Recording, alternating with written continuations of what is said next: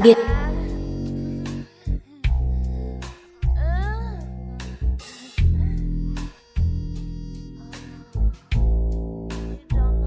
Anh trông đẹp trai quá.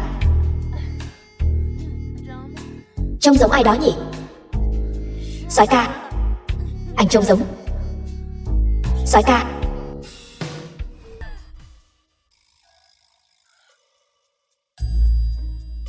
Tiêu rồi. Tối qua vậy mà nhất thời nổi nóng, say rượu rồi tùy hứng với một người xa lạ.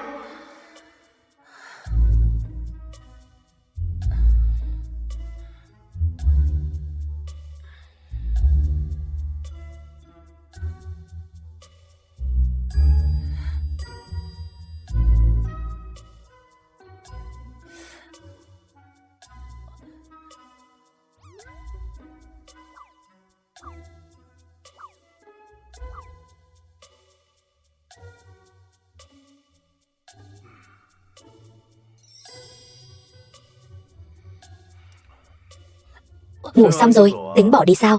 Cả lời chào cũng không có. Thì ra tối qua không phải ảo giác. Không phải tôi, thì cô còn muốn là ai? Chỉ cần không phải anh là được. Luật sư đẳng cấp Kinh Hải, Lãnh Thanh Tùng. Lâm tiểu thư bình thường dễ dãi vậy sao? Là đàn ông là được. Coi như vậy đi. Dù sao, không phải anh. Đều được. Tối hôm qua, vậy mà gọi tên tôi, cả đêm, giọng cô khàn cả rồi. Muốn nối lại tình xưa với tôi, thì cứ nói thẳng. Đừng có làm mấy trò tình cờ gặp lại này. Thanh Tố, sao cô lại vô dụng như vậy? Anh đừng có tự mình đa tình. Tôi không bao giờ quay lại. Nhất là loại như anh. Cỏ héo lại còn thối.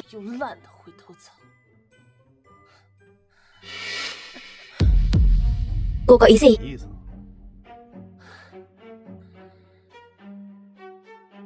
$5.000 tệ này. Tiền phòng đủ chưa? Anh nhắc tôi mới nhớ. Cái này mới là tác phong của lãnh đại luật sư. Lâm tiểu thư, trong tiệc đính hôn, vị hôn phu của cô kéo theo cô thư ký bỏ trốn. Nhà họ Lâm đã rối loạn cả lên rồi. Nếu tôi đem chuyện đêm xuân với tôi tiết lộ ra ngoài, cô nghĩ sẽ thế nào? Liên quan gì đến anh? Không liên quan. Nhưng tôi thích nhìn cô xa cơ lỡ vận. Không nhìn ra được. Lãnh đại luật sư mặc vest vào, trông cũng ra dáng người. Cởi quần áo ra, cũng chỉ là một tên cầm thú đội lốt người.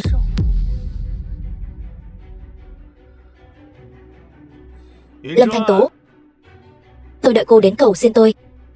Lãnh Thanh Tùng, mơ đi. Chúng ta cả đời này, tốt nhất là đừng bao giờ gặp lại.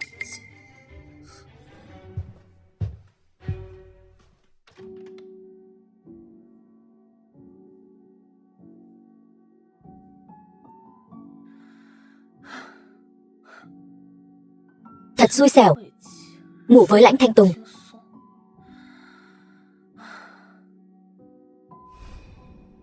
Vẫn là thứ tệ, lại thối. Nhưng mà hình như anh ta đẹp trai lên thật. Có một vụ án muốn nhờ luật sư Lãnh. Tôi không phải là y quan cầm thú sao? Cũng đáng để cô tin tưởng tôi. Y quan cầm thú trong một số trường hợp cụ thể là lời khen.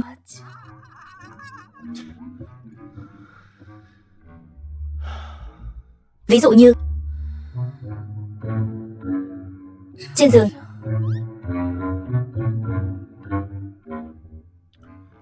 Lâm tiểu thư, sáng nay cô chẳng phải còn nói hai ta tốt nhất là vĩnh viễn đừng gặp nhau nữa sao? Anh đại nhân đại lượng, hãy coi như những lời tôi nói. Quên hết đi. Không thể quên. Tôi có trí nhớ tốt.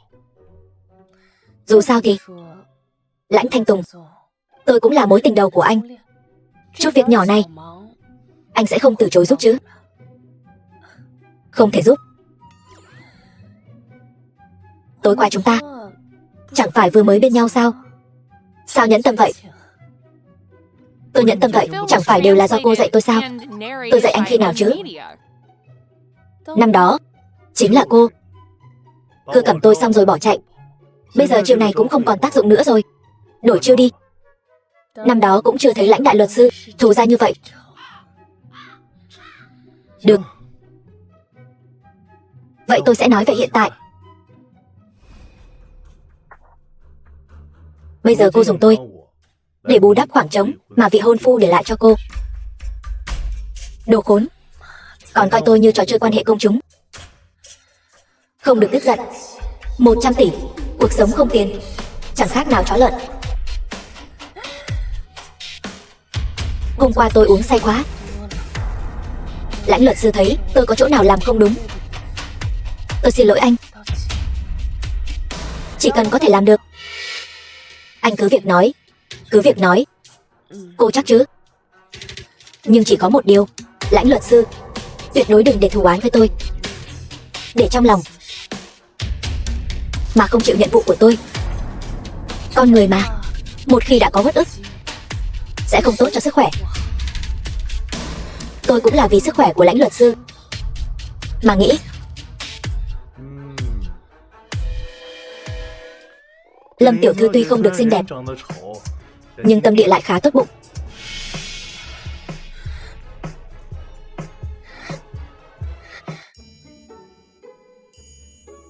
Sao vậy? Bệnh Parkinson. Lúc hắt nước vào tôi bị Parkinson. Lúc sờ soạn tôi, sao tôi không phát hiện ra? Có cần tôi giúp cô nhớ lại chi tiết tối qua không? Không cần. Cô còn tưởng tôi vẫn là cái thằng dùng tiền là có thể đuổi đi được.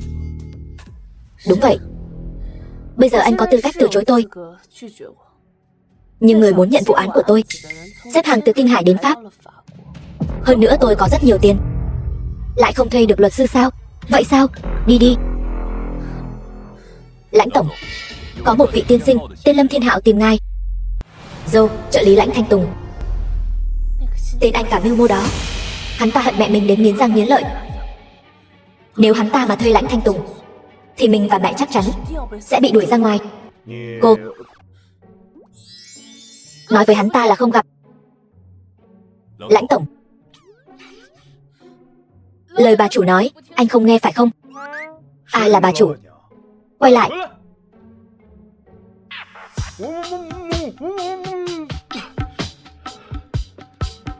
Làm tôi ngạt quá đi mất.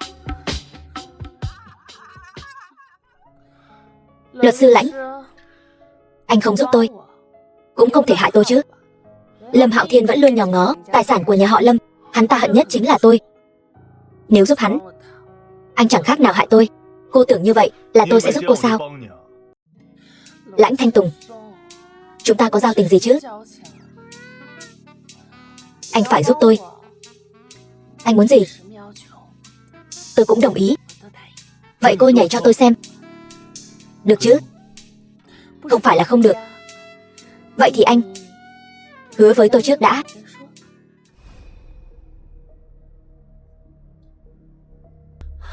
The film was translated and narrated by M Media. Lãnh Thanh Tùng chuồn nhanh thật đấy.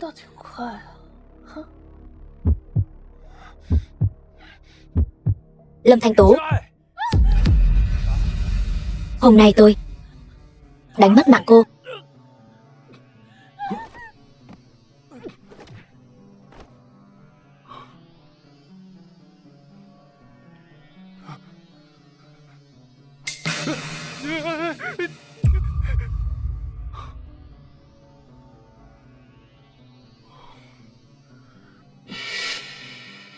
Ai sai cậu đến đây? Không, không ai sai tôi đến cả. Là Lâm Doanh Doanh sai tôi đến. Cô ta cho tôi 20 vạn để trừ khử cô ta. Cút.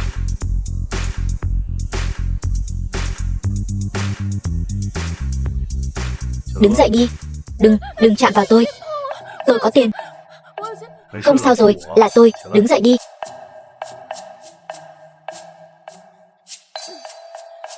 Sao lại là anh? Cô quen sao? Không quen, lại là con riêng của bố cô. Không bị thương chứ? Sao tôi lại bị thương được? Để tôi xem.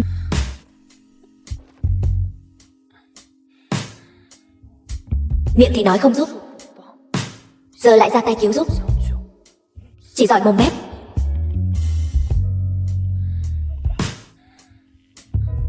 Anh xem cái gì mà xem. Lâm Thanh Tố, rốt cuộc cô có bao nhiêu kẻ thù vậy? Hồi trẻ bố tôi gây ra không ít nợ phong lưu. Những đứa con riêng của ông ta đều là kẻ thù của tôi. Vậy nên cô thậm chí còn không biết kẻ thù của mình là ai. Còn cả anh cả tôi, Lâm Thiên Hạo, hắn ta mới là người khó đối phó nhất. Hiện giờ xung quanh tôi nguy hiểm rình rập. Anh giúp tôi đi mà, Thanh Tùng. Anh giúp em đi mà. Được rồi. Thật sao? Thanh Tùng, anh giúp em đi mà. Không giúp. Tại sao? Tự nghĩ đi. Lãnh Thanh Tùng, anh đừng có quá đáng. Nói trở mặt là trở mặt.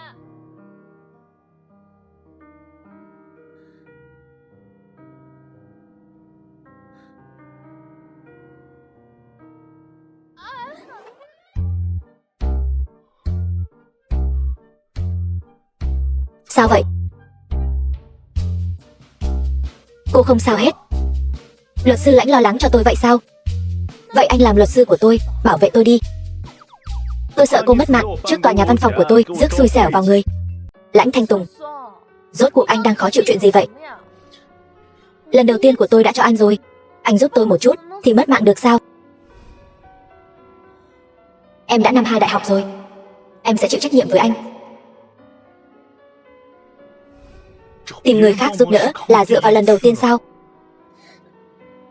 Anh đang nói gì vậy? Đợi đến khi bố cô, cái chỗ dựa này sụp đổ, xem còn ai chiều chuộng cô nữa. Lãnh Thanh Tùng, tôi nói cho anh biết, người theo đuổi tôi xếp hàng dài từ đây đến Ba Di.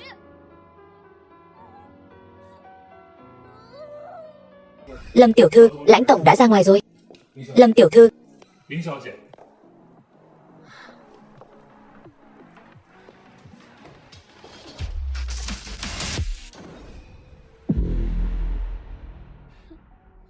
Ở đây cũng không có ai. Lãnh tổng, cậu ra ngoài trước đi. Sao cô lại đến nữa rồi? Tất nhiên là nhớ anh rồi. Cô không phải nói người theo đuổi cô xếp hàng dài từ đây đến tận Pháp sao? Bọn họ làm sao có thể so với anh được? Em mặc kệ. Cái đôi này của anh em ôm chặt rồi. Cứng rắn không được, chuyển sang mềm mỏng rồi. Sao em có thể cứng hơn anh chứ? Lãnh tổng, có vị Lâm Thiên Hạo tiên sinh tìm ngài. Anh dám hẹn gặp anh trai tôi. Lãnh Thanh Tùng, anh có đạo đức nghề nghiệp không vậy? Bắt cá hai tay, tôi không có hứng thú với đàn ông. Lãnh tổng, cho anh ta vào đi. Tôi không đi, tôi nhất định phải nghe ở đây. Ra ngoài, tôi muốn nghe hai người nói chuyện. Lâm tổng, mời.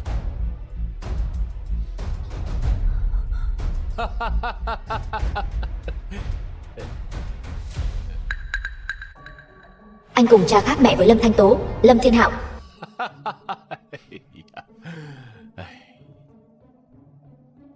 Tôi nghe nói Lãnh luật sư, Lâm Thanh Tố cũng muốn tìm anh phải không? Sao nào, động lòng rồi sao? Có thể thông cảm. Cô ta giống mẹ kế tôi. Đối với đàn ông đều có tuyệt chiêu cả. Lãnh luật sư, chúng ta nói chuyện thực tế một chút. Chỉ cần anh giúp tôi lấy được Tấn Viễn, tôi cho anh 20% cổ phần. Sau này ở Tấn Viễn, ngoài tôi ra, anh chính là cổ đông lớn nhất. Có tiền rồi thì thiếu gì gái theo. Lâm tiên sinh cho nhiều lợi ích như vậy, có phải cần tôi làm gì không? Chỉ một việc. Hạ bệ. Lâm Thanh Tố chỉ nhắm vào một mình cô ta. Làm sao bây giờ? Lão già đó cưng chiều nhất chính là cô ta. Hơn nữa trong tập đoàn cũng chỉ có cô ta có tư cách chia tài sản với tôi. Nhưng Lâm Thanh Tố bây giờ là tiểu hoa đán nổi tiếng, Nếu anh muốn hại cô ta, e rằng không tìm ra. Lãnh luật sư, cái này anh không cần lo lắng. Tôi ở bên cạnh cô ấy, cài vào một người mà cô ấy tuyệt đối không ngờ tới. Tên khốn này ngang nhiên lại chơi bẩn với mình. Xem ra người trong công ty đều phải sàng lọc lại một lượt.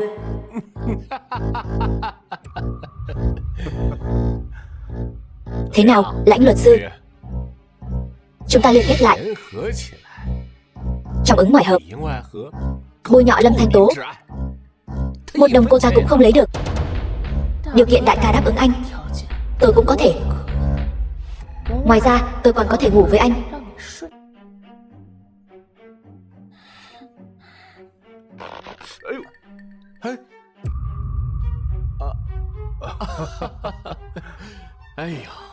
Lãnh luật sư, gu mặn vậy sao? Được rồi, vậy hôm nay tôi xin phép đi trước, không làm lỡ chuyện tốt của anh. Được, đi thong thả. The film was translated and narrated by M Media. Sức khỏe là quan trọng nhất.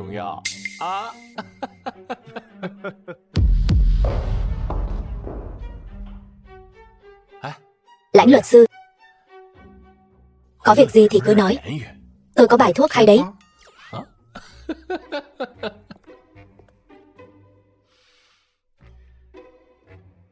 Ra đây.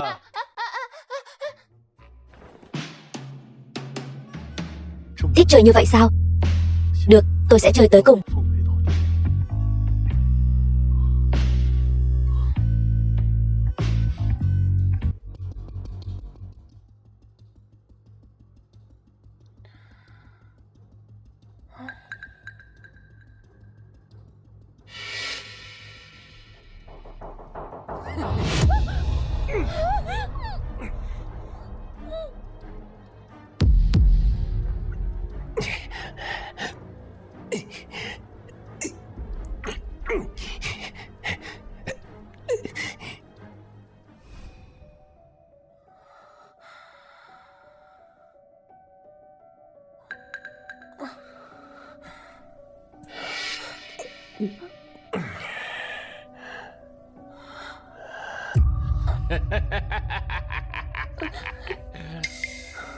Anh là ai?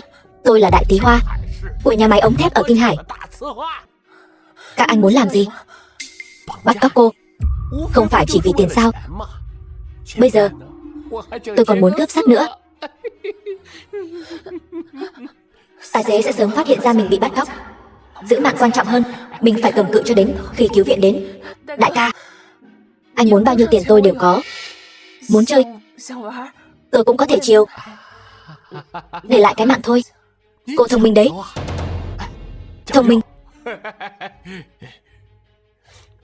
Nhưng cô bảo tôi làm sao tin cô được. Hay là thế này, cô chuyển cho hai chúng tôi một ít tiền trước. Được thôi. Điện thoại ở đâu?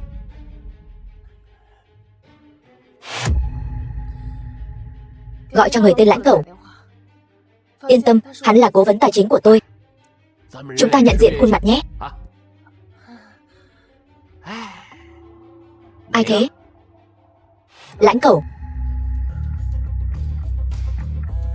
Nói. Lãnh quản lý, 20 triệu tôi chuyển cho anh lần trước. Có thể phiền anh chuyển lại cho tôi không? Tôi đang cần dùng chút. Số thẻ.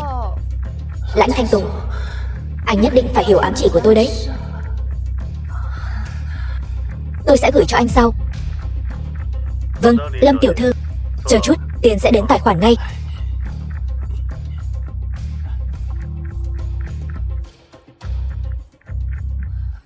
Đến rồi, vào tài khoản rồi. Chúng ta bắt đầu nhé. Đợi tôi cởi đồ đã. Đại ca, đồ tôi cởi hơi khó. Để tôi tự làm. Có lý đấy. Tôi cởi cho cô. Cô không lừa tôi đấy chứ? Chuyện là, với trí thông minh của anh nghĩ tôi có thể lừa anh sao? Cô nói cũng đúng. Tôi cởi cho cô. Cởi ra rồi.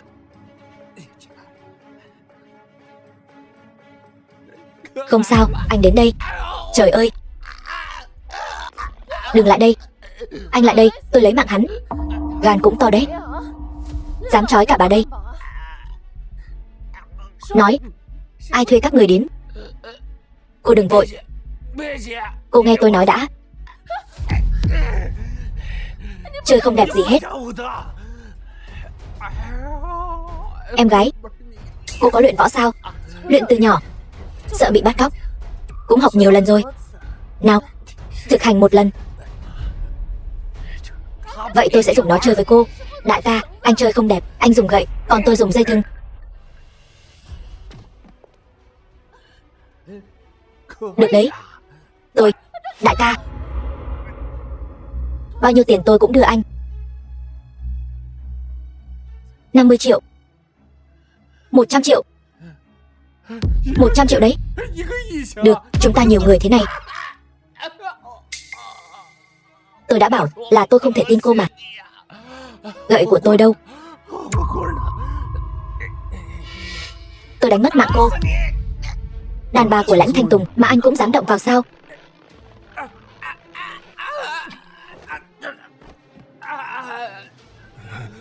Anh đừng lại đây. Tôi còn có dao. Lãnh Thanh Tùng, em không sao chứ? Chân em đau.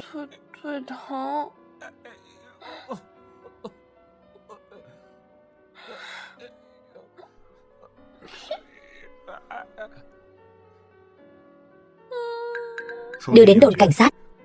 Vâng, Lãnh tổng. Ở đây. Ở đây này. Thanh Tố ở đây, mau tới đây.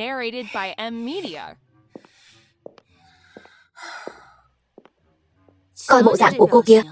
Không phải lại là vì Lãnh Thanh Tùng chứ? Sao cô biết? Thôi đi. Chuyện cô theo đuổi Lãnh Thanh Tùng, giờ cả giới thượng lưu Kinh Hải, ai mà chẳng biết. Bên ngoài đồn ầm lên rồi. Bố cô.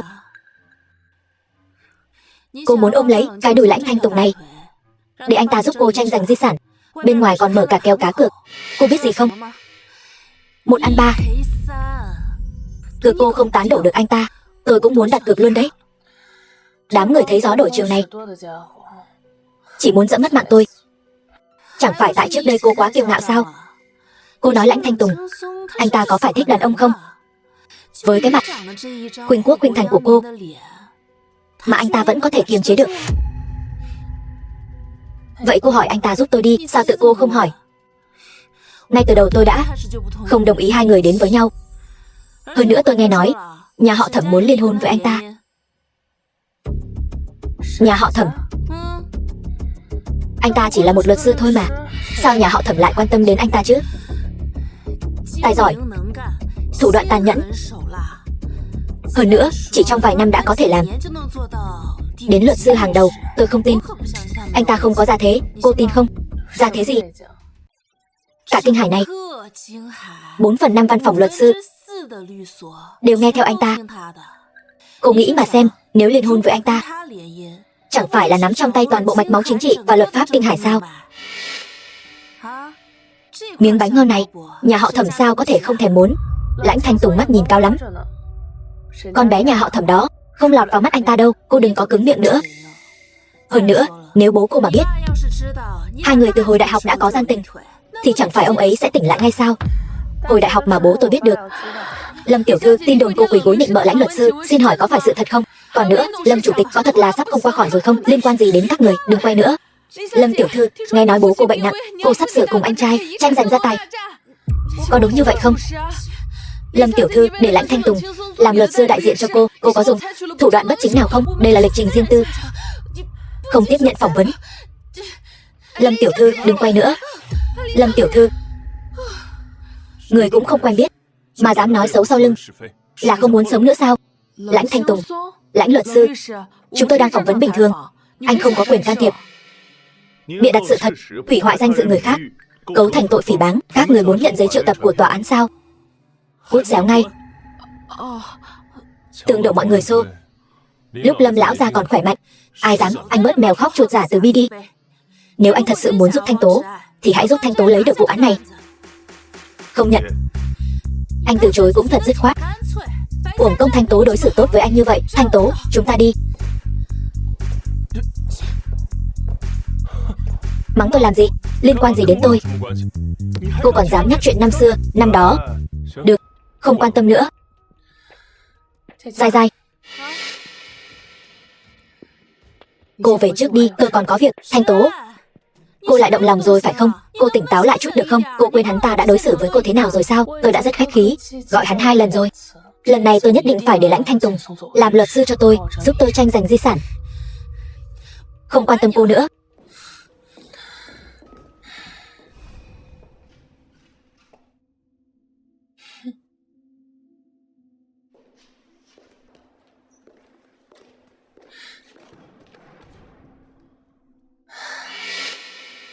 Sao cô lại quay lại? Tìm anh. Có việc sao? Anh đã chạm vào người ta rồi. Chẳng lẽ không muốn chịu trách nhiệm sao?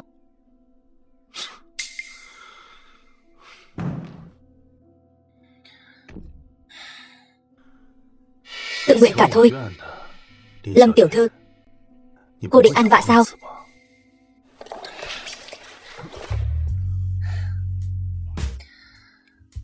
Lãnh luật sư, hết lần này đến lần khác giúp người ta, có phải muốn cùng với người ta nối lại tình xưa không? Khi nào chúng ta nối lại duyên xưa đây? Bớt tự mình đa tình đi. Xin hỏi một chút, về mặt pháp luật, nếu người nữ lợi dụng người nam một cách dễ dàng, có cấu thành tội phạm không?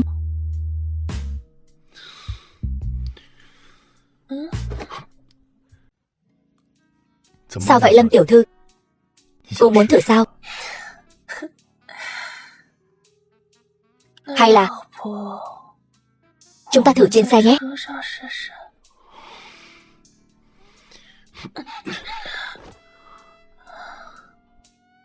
Được thôi.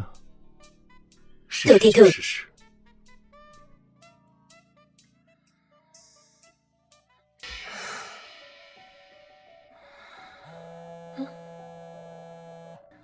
Tôi tìm thấy Hoắc Kiến Minh rồi.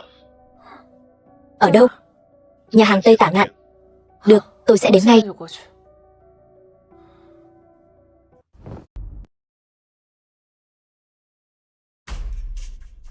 Vị hôn phu của Lâm Thanh Tố, Hoắc Kiến Minh. Hoắc tiên sinh, đã lâu không gặp.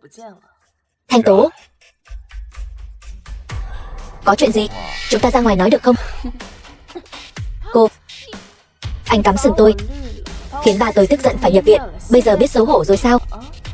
Cô gái tâm cơ Trần Thanh. Lâm tiểu thư, cô nhất định phải hùng hổ dọa người như vậy sao? Đây là nơi công cộng. Sao hả? Bây giờ học được cách giữ thể diện rồi. Lúc trước làm gì vậy? Lâm Thanh Tố, chuyện này là chúng tôi sai. Cô muốn bồi thường gì? Cô cứ nói. Bồi thường, được thôi. Để lại một bàn tay cho tôi. Tay. Tôi cho cô dám lấy không? Đây là phạm pháp. Hoắc tiên sinh hiểu lễ nghĩa, tuân thủ pháp luật, còn thuê người ném đồ từ trên cao, dùng gạch ném tôi. Anh đây là cố ý lấy mạng người bất thành. Vu khống. Cô đang làm loạn. Chúng ta đi. Đứng lại, trả đồ cho tôi. Đồ gì? Nếu tôi nhớ không lầm, điện thoại của Hoắc tiên sinh là tôi mua cho anh. Tôi có ghi chép tiêu dùng. Không phải chỉ là một cái điện thoại hỏng sao? Cho cô. Hài lòng chưa? Còn cả bộ quần áo này cũng là tôi mua cho anh. Cởi ra rồi hãy đi. Lâm Thanh Tố, cô đừng quá đáng được không? Tôi cho anh 2 lựa chọn. Một là cởi quần áo ra rồi đi. 2 là tôi sẽ đem video tạo em bé của 2 người lấy ra cho mọi người thưởng thức. Thế nào? Làm sao bây giờ? Phải làm sao đây?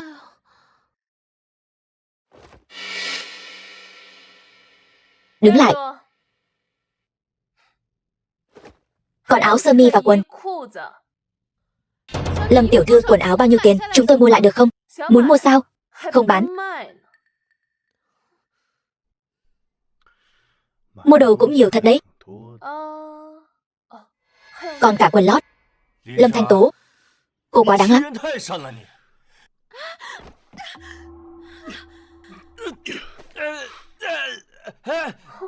Đánh đau quá.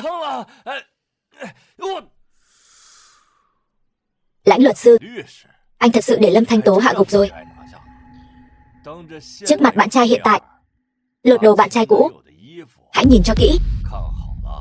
Tôi chính là tấm gương cho anh. Chuyện này anh yên tâm. Con người tôi không ăn bám.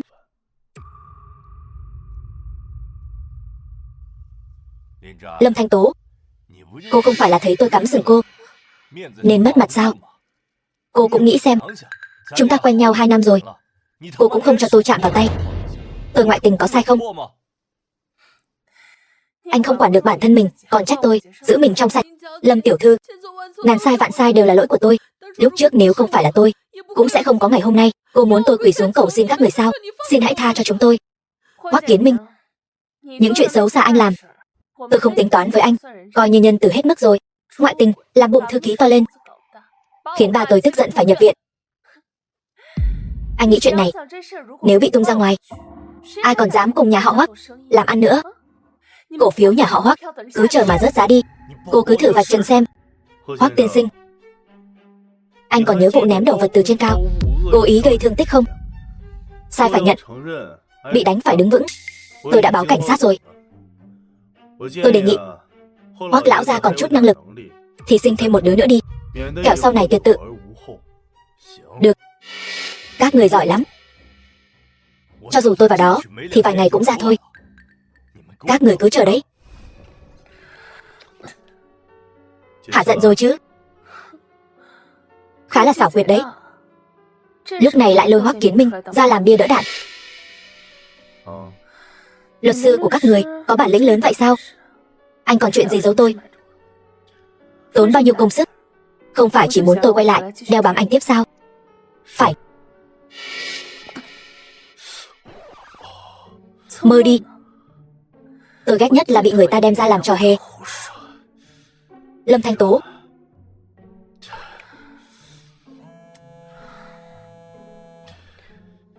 alo, Anna, Thanh Tố, tin tốt đây. Đại diện cho Bách Đạt Châu Bảo đã thương lượng xong rồi.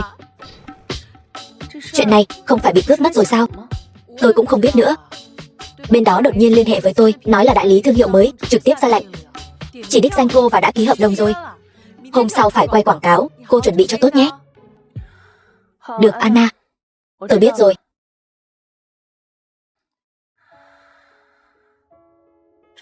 Đại lý mới này là ai vậy nhỉ? Được rồi, Lâm tiểu thư, được, cảm ơn. Lâm tiểu thư, lâu rồi không gặp. Thẩm tiên sinh, sao anh lại ở đây?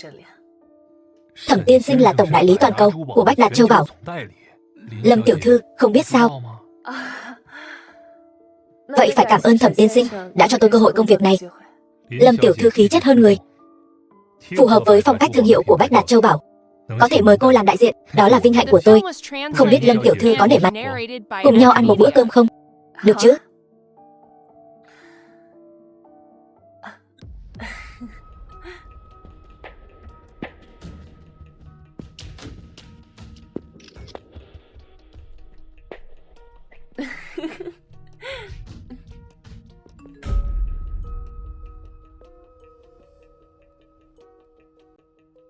Đi, đổi chỗ khác ăn. Đi đâu? Chúng ta đã đến rồi. Nhà hàng Kinh Hải. Kinh Hải, đây chính là nhà hàng nổi tiếng ở Kinh Hải, dành cho các cặp đôi mà. Không lẽ anh có ý gì với tôi? Đi thôi, nhanh lên. Ăn cơm với ai thế? Còn cười vui vẻ như vậy. Từ Phương Châu, liên quan gì đến anh? Lãnh Thanh Tùng, sao anh lại ở đây? Sao đi đâu tôi cũng gặp anh thế? Câu này tôi nên hỏi cô mới đúng. Mấy hôm trước còn bám lấy tôi như Sam, cố tình chuyển đến ở ngay trên nhà tôi, cám dỗ tôi. Mới có mấy ngày đã đổi người khác rồi. Cô đúng là một lòng hai dạ. Luật sư Lãnh, xin hãy chú ý lời nói của anh. Anh cũng đừng quá si tình. Biết đâu mấy ngày nữa lại bị đá. Lãnh Thanh Tùng, nếu anh không muốn nhận vụ án của tôi thì đừng xen vào chuyện của tôi nữa. Thẩm tiên sinh, chúng ta đi.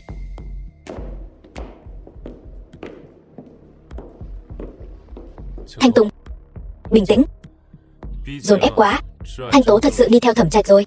Kế hoạch bao nhiêu năm của anh coi như đổ sông đổ bể.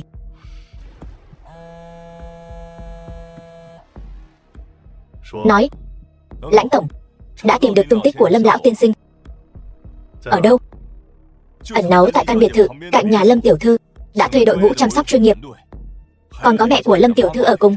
Tuy nhiên, Lâm lão tiên sinh tình trạng có vẻ rất nghiêm trọng, đã trở thành người thực vật. Đèn nhà ai nấy sáng. Giỏi lắm. Đưa bác sĩ điều trị đến gặp tôi. Luật sư Lãnh, ngài tìm tôi. Tôi mời bác sĩ Hàn đến đây là muốn nhờ giúp một việc. Tôi giúp ngài.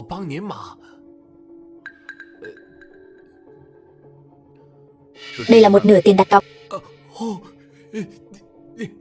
Lâm Hoa tiên sinh là bệnh nhân của anh đúng chứ? Bí mật như vậy sao Lãnh Thanh Tùng lại biết được? Đúng. Rốt cuộc ngài muốn tôi làm gì? Yên tâm, tôi sẽ không để bác sĩ Hàn làm việc trái pháp luật.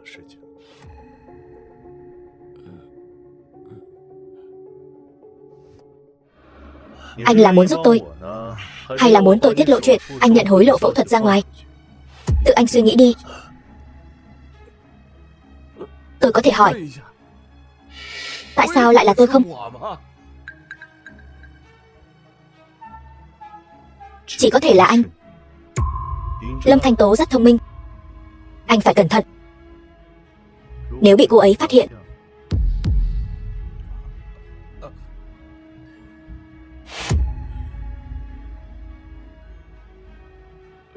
Luật sư Lãnh, tôi đi trước.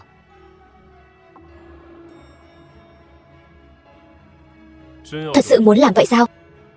Nếu Thanh Tố biết anh dùng thủ đoạn ép buộc cô ấy, cho dù hai người ở bên nhau cũng sớm muộn sẽ chia tay.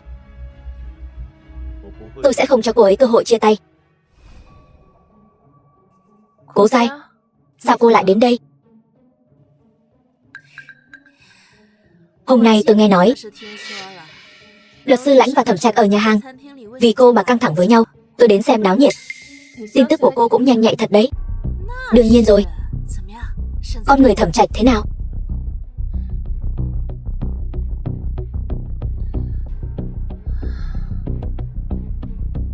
Tại sao? Tại sao lại gửi tin nhắn này cho Lãnh Thanh Tùng? Cô nghe tôi giải thích đã. Cô rõ ràng biết bây giờ tôi cần Lãnh Thanh Tùng giúp tôi thắng kiện. Cô lại làm như vậy chỉ khiến anh ấy rời xa tôi càng ngày càng xa. Cố Giai, cô đang có ý đồ gì? Chúng ta là bạn bè mười mấy năm rồi. Trong lòng cô, Cố Giai tôi chính là loại người như vậy. Cô làm như vậy thật sự rất dễ gây hiểu lầm. Lâm Thanh Tố, cô có còn lương tâm không hả? Lúc trước khi cô bị nhốt trên sân thượng, là ai mạo hiểm đi tìm Lãnh Thanh Tùng cứu cô? Giai Giai, tại sao tôi phải gửi cho Lãnh Thanh Tùng tin nhắn kiểu này? Chẳng lẽ trong lòng cô không rõ sao? Lúc trước khi cô bị hắn ta lợi dụng, cô đã mất nửa cái mạng rồi. Tôi chỉ là không muốn cô mất thêm nửa cái mạng còn lại. Cô lại dám nghi ngờ tấm lòng của tôi đối với cô. Cố Giai, có lẽ là tôi quá nhạy cảm. Cô không phải nhạy cảm. Cô là quá tự cao tự đại, quá kiêu ngạo. Từ nhỏ cô chưa từng trải qua những chuyện này. Tôi căn bản không phải là bạn cô, chỉ là tay sai của Lâm Thanh Tố cô mà thôi. Cho nên cô mới không kiêng nể gì mà làm tổn thương tôi, nghi ngờ tôi. Cố Giai, Giai Giai, Lâm Thanh Tố, cô là đồ khốn. Đừng uống nữa. Kệ tôi. Vẫn còn uống nữa hả? Cô không biết rượu này bao nhiêu độ sao? Chỉ cần cô tha thứ cho tôi, uống thêm một chai nữa cũng không sao.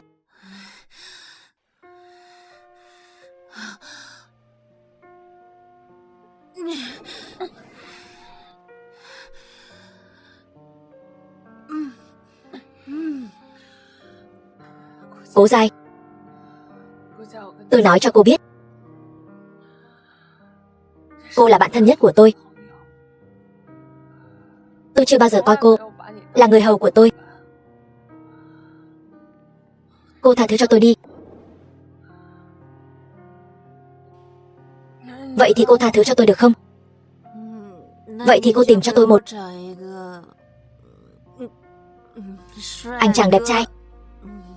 Tôi sẽ cân nhắc tha thứ cho cô. Người khác thì chỉ có một. Còn cả căn phòng, toàn trai đẹp này đều là của Cố Giai cô hết. Nhất ngôn cửu đỉnh.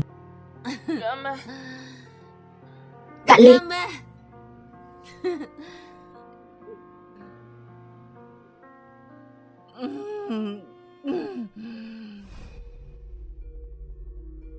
Người này là bạn thân của Thanh Tố.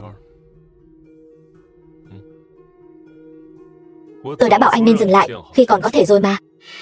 Thanh Tố cô ta vẫn chưa xác định được. Cô ta chủ động ve vãn anh, chính là có việc nhờ anh. Anh đi đâu vậy? Ai không biết còn tưởng anh đi bắt gian đấy. Về đến nhà rồi, chỗ này hôm nay được đấy. Lần sau chúng ta còn phải đến nữa.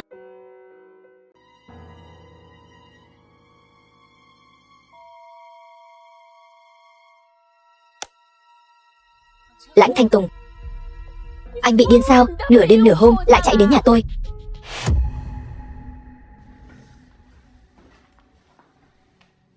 Anh làm gì vậy?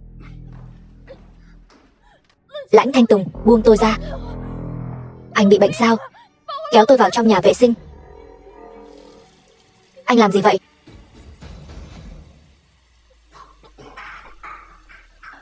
Tôi dùng nước khử trùng rửa tay cô cho sạch sẽ. Anh bị bệnh sao, Lãnh Thanh Tùng? Sao đàn ông khác thích lắm nhỉ? Lấy bàn chải trả tay tôi. Anh làm tôi đau. Sao đàn ông khác thì không sao, nhưng mà cái tay này sợ tôi thì lại không được.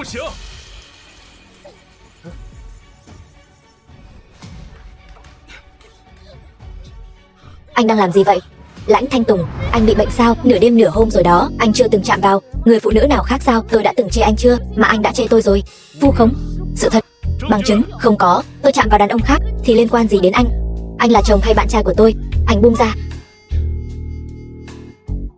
Tôi Lãnh Thanh Tùng là người cô muốn là có, không muốn là xua đuổi sao?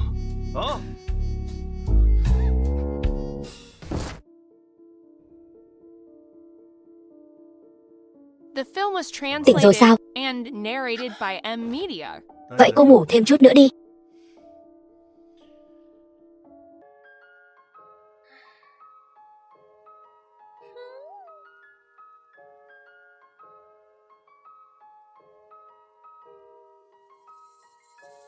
Anh đang làm gì vậy? Cô nói xem. Tôi không thấy gì cả. Tối qua anh có dùng biện pháp an toàn không? Không. Anh không dùng biện pháp an toàn. Anh có ý đồ gì vậy? Tôi không có mang. Anh đùa kiểu gì vậy? Túi quần đàn ông? Không có cái đó thì có gì khác với một cái két sắt giống đâu. Không có là không có. Tôi chẳng việc gì phải nói dối cả. Vậy nếu có thai thì sao? Anh đi mua thuốc cho tôi. Tôi vốn không định đưa cho cô thứ mà sáng nay tôi mới đặt.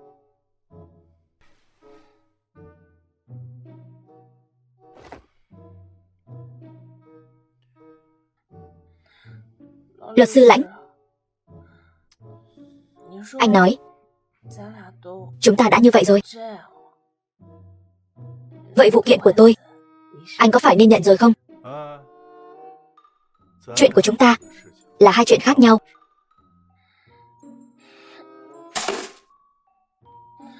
Sao vậy? Không uống nữa.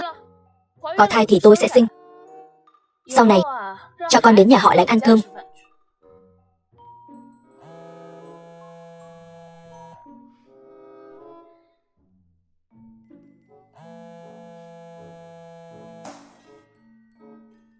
Mẹ,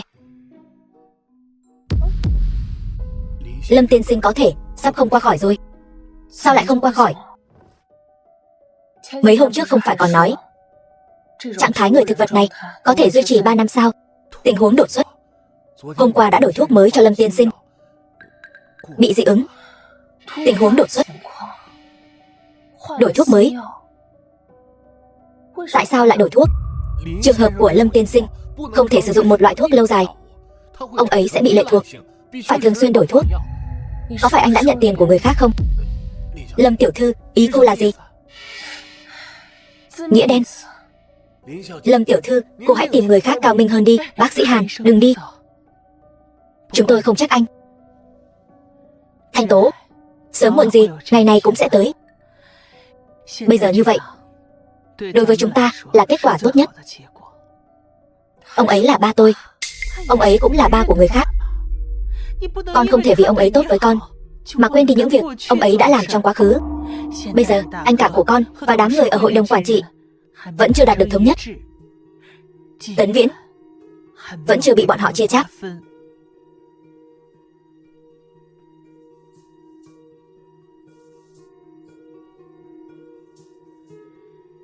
Thanh Tố, điều con phải cân nhắc bây giờ là con đã tìm được luật sư chưa? Bây giờ nếu chúng ta muốn kiện tranh giành tài sản, chúng ta có thể thắng không? Lãnh Thanh Tùng cứ không chịu nhận vụ án của con, còn đe dọa toàn bộ luật sư ở Kinh Hải. Luật sư nào nhận vụ án của con, luật sư đó sẽ không thể làm ăn nổi. Con biết làm sao bây giờ? Con làm gì vậy hả? Luật sư ở Kinh Hải không nhận. Con đến Tân Thành đi. Mẹ không tin thế lực của Lãnh Thanh Tùng lại rộng đến vậy. Sao con không nghĩ ra nhỉ?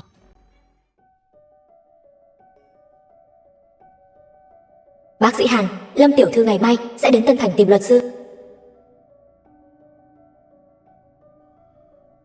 Dâu, thông báo cho tất cả luật sư ở Tân Thành, ai dám nhận đơn của Lâm Thanh Tố thì đừng trách tôi không nương tay.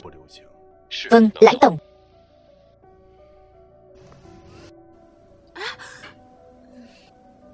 Các luật sư vất vả lắm mới hòa giải được với bên nguyên đơn để bảo lãnh ngài ra ngoài. Mấy hôm nay ngài phải cẩn thận đấy.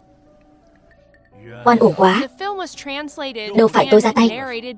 Cớ gì lại bắt tôi vào tù? Mấy ngày ngài không có ở đây, tình hình công ty không được tốt lắm. Những dự án đang đàm phán dạo gần đây đều bị hủy bỏ một cách khó hiểu. Chuyện gì vậy?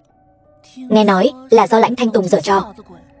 Nghe nói ai muốn làm ăn với Hoắc gia thì đừng hòng tìm được dịch vụ luật sư ở Kinh Hải. Chắc chắn là vì Lâm Thanh Tố rồi. Con khốn nạn này. Sớm muộn gì tôi cũng bắt cô ta quỳ xuống cầu xin tôi. Hoắc tổng, vậy ngài cứ bận việc đi, tôi đi trước đây. Kiến Minh, vậy chuyện em tôi đến công ty anh định khi nào mới thực hiện? Cô không thể đợi được sao? Không nghe công ty đang làm ăn khó khăn sao? Mẹ, con vừa từ Tân Thành 4 văn phòng luật lớn trở về. Lễ tân vừa nghe tên con đã không cho con vào cửa. Sao lại thế được? Tay Lãnh Thanh Tùng lại có thể vươn dài đến vậy sao? Sao con biết được? Mẹ đi hỏi hắn ta đi. Sáng sớm đã ủ rũ thế kia. Cố tình hỏi đúng không? Nếu đã không nhận vụ án của tôi thì tránh xa tôi ra.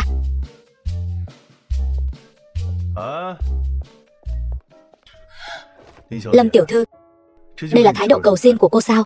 Cầu xin cũng vô dụng, không cầu xin nữa. Lãnh Thanh Tùng, nói thật lòng nhé, nếu anh không có chút bản lĩnh này, nếu tôi không có việc cần anh, thì tôi còn chẳng thèm nhìn anh lấy một cái. Dùng xong tôi rồi thì muốn đá tôi đi sao? Sao, tôi là chó cô nuôi đấy sao? Đúng, tôi không cần anh nữa. Cút đi. Bây giờ cô không có tư cách đuổi tôi đi. Nếu anh cô biết cô sắp xếp bố cô ở căn biệt thự cạnh nhà họ Lâm thì sẽ nghĩ sao? Sao anh biết được? Anh muốn làm gì? Không muốn làm gì cả. Tôi chỉ muốn giúp cô thôi. Thế nhưng cô thì sao? Không chung thủy. Hôm nay tán tỉnh tôi, mai lại tán tỉnh người khác. Vậy thì không hay lắm. Lãnh luật sư, lúc đầu anh thả thính tôi, bây giờ lại ép tôi. Chẳng lẽ là phải lòng tôi rồi sao? Cô nghĩ nhiều rồi. Tôi chỉ muốn đạt được thỏa thuận với cô thôi. Lãnh luật sư quên biệt danh của mình rồi sao? Con cáo già ở Diêm Vương Điện đàm phán với anh, chi bằng tôi thà nằm dưới đất ăn xin còn hơn.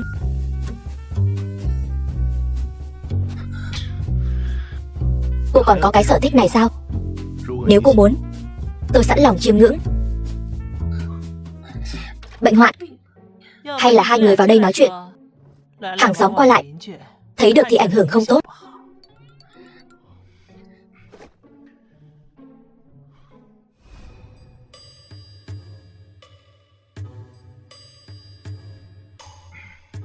Tiểu Lãnh và Thanh Tố là bạn học cũ phải không? Khi mà hồi Thanh Tố còn đi học, còn viết thư tình cho cậu nữa đó. Còn bị tôi đánh cho một trận. Mẹ nói linh tinh gì vậy? Khi nào thì con viết thư tình cho anh ta? Cô thật sự không biết sao? Mấy bức thư tình của cô bây giờ vẫn còn ở nhà tôi đấy. Biết hai đứa có duyên như vậy, hồi đó tôi đã không đánh nó rồi. Mẹ không còn chuyện gì để nói nữa sao? Tiểu Lãnh, nghe nói cậu bây giờ vẫn luôn không đồng ý nhận vụ án của nhà chúng tôi. Cậu có lo lắng gì sao? Con gái nhà bà, lợi ích đưa ra quá hời hợt. Hời hợt? Anh đang nói phương diện tiền bạc hời hợt hả? Lãnh đại luật sư, ngài cao thượng vậy thì ngài hãy đưa hết tiền của ngài cho tôi đi. Tôi đây là người hời hợt mà. Được thôi. Nói đi, anh muốn cái gì cơ? Cưới tôi đi. Mẹ, được. Sáng nay mẹ uống nhiều rồi sao? Được là cái gì? Được nghĩa là đồng ý cho con gả cho cậu ta đấy. Anh cười cái gì? Mẹ muốn gả thì mẹ gả đi. Vừa hay ba cũng sắp mất rồi. Anh cứ làm ba dượng đi. Nhé ba dượng tốt.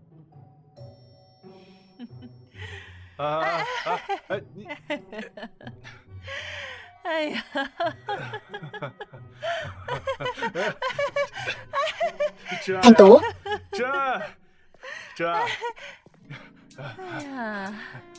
Lãnh luật sư, còn chưa đến 30, sự nghiệp thành đạt, điển hình của anh chàng đại gia độc thân, vừa mập mờ với con bé, lại không buông tha cho con bé. Cậu chỉ có một mục đích. Lãnh luật sư muốn Thanh Tố làm tình nhân của cậu phải không? Không, tôi không có cái sở thích đó. Đây là muốn cưới hỏi đàng hoàng. Cưới Thanh Tố sao? Tôi cần một người vợ đủ tiêu chuẩn để ngồi vào vị trí lãnh phu nhân. Tôi không muốn bị mấy lão cáo già ở công ty nhòm ngó nữa, luôn xoay tôi như trong chóng nữa. Có thể giúp tôi thoát khỏi tình cảnh này bây giờ chỉ có Thanh Tố. Người vợ đủ tiêu chuẩn sao? Thanh Tố không làm được đâu. Những gì tôi nói khác với những gì Di hiểu. Tôi cần học thức. Ngoại hình và thân phận của Thanh Tố, hai người không có tình cảm, lại đều cao ngạo như vậy, không thể lâu dài được. Không cần lâu dài, chỉ cần 2 năm. Ý của Lãnh luật sư là Thanh Tố giữ hôn ước với cậu 2 năm, cậu sẽ nhận vụ án của chúng tôi. Phải. Cậu đang có âm mưu gì? Dì ơi, dì đừng hiểu lầm. Dì cũng không cần lo lắng. Hạn hôn nhân 2 năm. Nếu chia tay, tôi có thể cho Thanh Tố 500 triệu tiền bồi thường thanh xuân mỗi năm. 500 triệu 1 năm. Đúng, 500 triệu. Dì suy nghĩ cho kỹ nhé. Tạm biệt. 1 năm 500 triệu. 2 năm là có 1 tỷ. Mẹ làm gì vậy? Người ta nói gì với mẹ rồi? Này, mẹ hỏi con nè. Con làm việc ở ngoài 1 năm, con kiếm được 500 triệu không? Mẹ có một dự án, 1 năm kiếm được 500 triệu, 2 năm kiếm được 1 tỷ. Con có muốn thử không? Mẹ đừng nói là mẹ đồng ý với Lãnh Thanh Tùng cho con gả cho anh ta đấy nhé.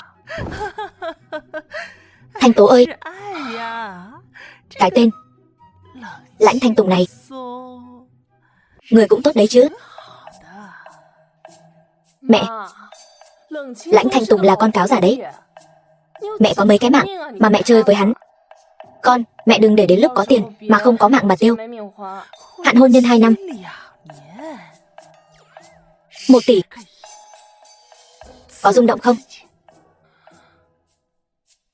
1 tỷ. Có muốn thử không? Cái tên Lãnh Thanh Tùng đó lại còn giàu hơn cả bố tôi. Không.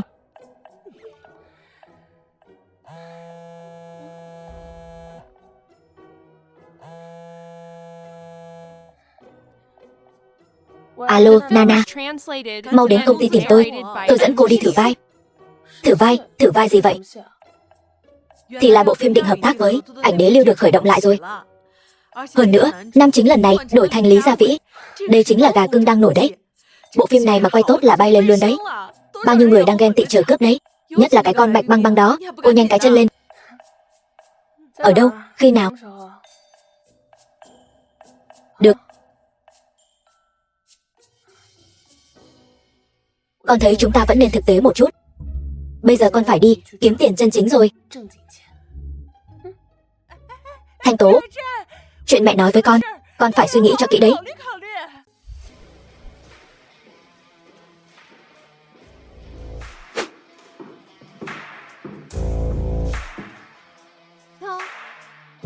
Mới đến sao? Đã quá muộn rồi. Vương đạo diễn đã nói rồi, nữ chính lần này không ai khác ngoài tôi. Đạo diễn nói vài câu với cô mà cô cũng tin thật sao? Lâm Thanh Tố, cô, Bạch Băng Băng, cô đừng có lại để tôi chờ đấy nhé. Chờ lâu như vậy rồi, cũng có thấy cô làm gì được tôi đâu.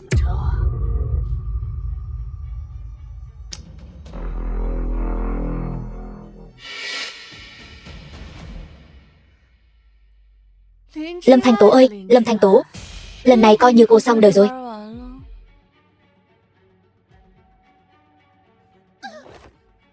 Ai đụng chúng tôi vậy? Anna, cô dám đụng tôi sao? Cô dựa vào cái gì mà tông tôi? Dừng lại đi, cô không được đánh vào mặt tôi. Anna, tôi còn chưa tông cô ta lần nào. Gọi cái gì? Cứu với. Cô muốn làm gì? Cô muốn gì? Cô buông tôi ra. Im miệng ồn quá.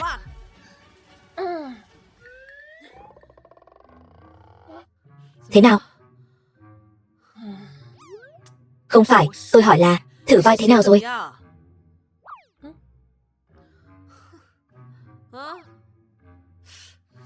Đi thôi.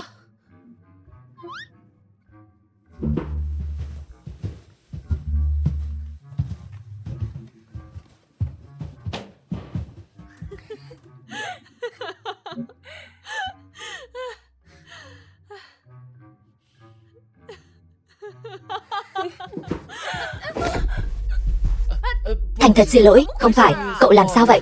Xin lỗi. Tôi đi vào nhà vệ sinh sấy khô một chút. Bạch tiểu thư, việc cô giao tôi đã hoàn thành rồi.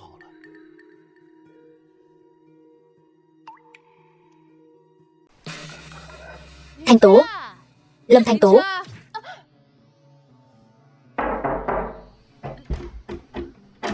Cô có ở trong đó không? Chuyện gì vậy?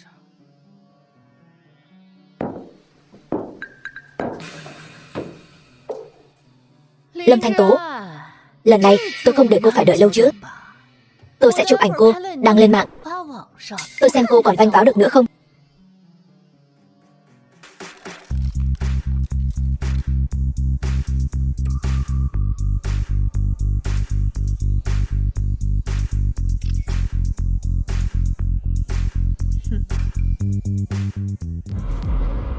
nghe máy đi chứ.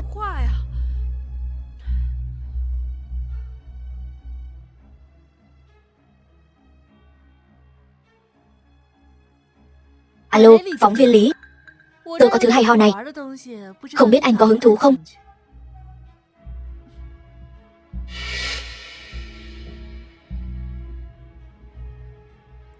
Thanh Tố.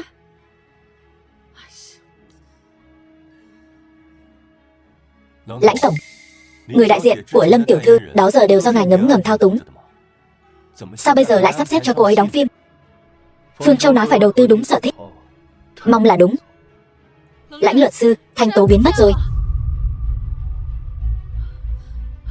Thanh Tố. The film was translated and narrated by M Media. Cô tỉnh rồi sao? Thanh Tố. Thấy sao rồi? Đau đầu. Lâm tiểu thư bị chấn động não nhẹ, cần nhập viện theo dõi 1 ngày. Tôi bị sao vậy? Sao tôi lại ở bệnh viện? Người nhà đi lấy thuốc với tôi nhé. Được, tôi về ngay. Cô đợi tôi 1 lát.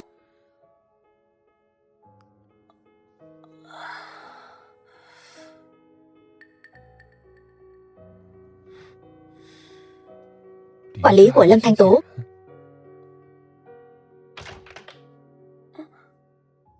Thẩm tiên sinh.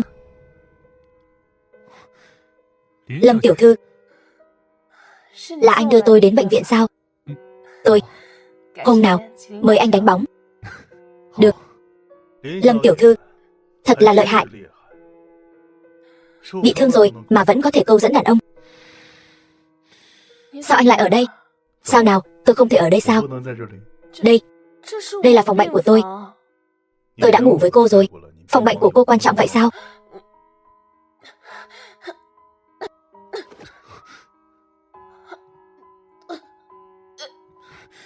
Cô không sao chứ? Tôi đi gọi bác sĩ. Thẩm tiên sinh, đừng nói là anh phải lòng cô ấy rồi chứ. Nhưng tình cảnh hiện tại của cô ấy e là cửa ải của Thẩm lão gia, anh khó mà vượt qua được. Lãnh luật sư, Lâm tiểu thư đã ốm yếu như vậy rồi. Tôi thấy anh vẫn nên để cô ấy nghỉ ngơi thì hơn.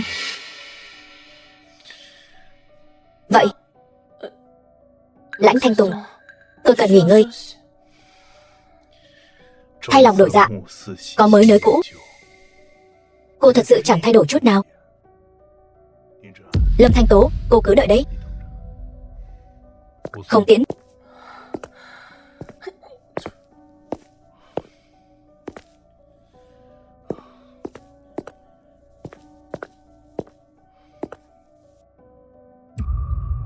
Alo, Lãnh tổng, tra ra được là ai làm rồi. Người đã bị đưa về văn phòng luật sư. Tôi về ngay. Lãnh luật sư, anh làm vậy là có ý gì? Tôi nói cho anh biết, bắt cóc là phạm pháp đấy. Sao? Cô muốn thảo luận với tôi về các điều khoản pháp luật sao? Bản thân đã làm chuyện gì mà không biết sao? Tôi làm cái gì cơ? Tôi chẳng làm gì cả. Bằng biện pháp bạo lực, ép buộc người khác chụp ảnh nhạy cảm và có ý định phát tán trên mạng. Những tội ác này cộng lại đủ phạt 10 năm 8 năm. Tôi không làm gì cả.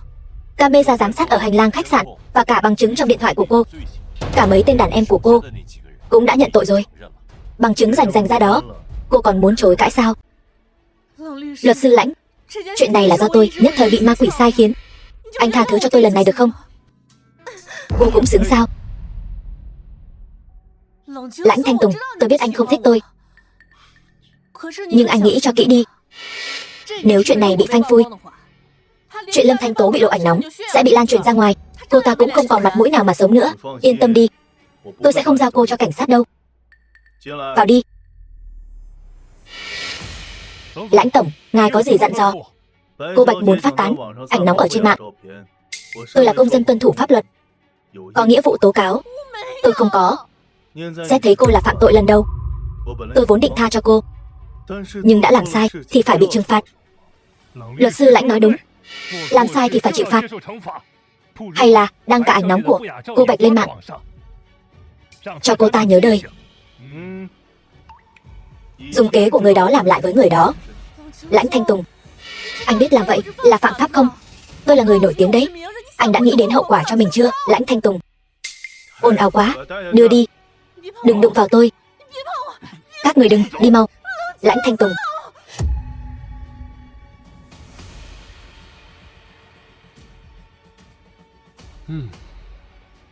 Thanh Tùng, anh thật là không biết thương hoa tiếc ngọc gì cả. Sao cậu lại đến đây?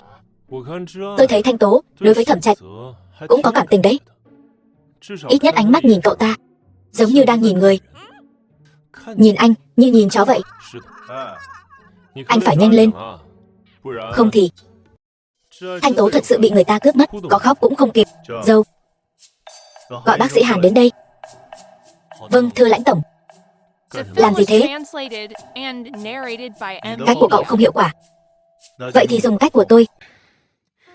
Em nên nghe lời bác sĩ. Ở lại bệnh viện, theo dõi tình hình một thời gian nữa. Không có gì to tát đâu. Tôi không chịu nổi mùi thuốc sát trùng ở bệnh viện. Cũng đúng. Thanh Tố, con sao vậy?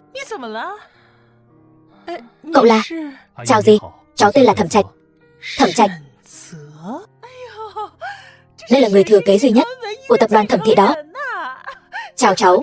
Nhanh vào nhà ngồi đi, mẹ, ngồi đi, mẹ buông tay ra đi. Hôm nay cảm ơn anh. Hôm khác mời anh ăn cơm. Vậy em nghỉ ngơi cho khỏe nhé, tôi đợi điện thoại của em. Gì?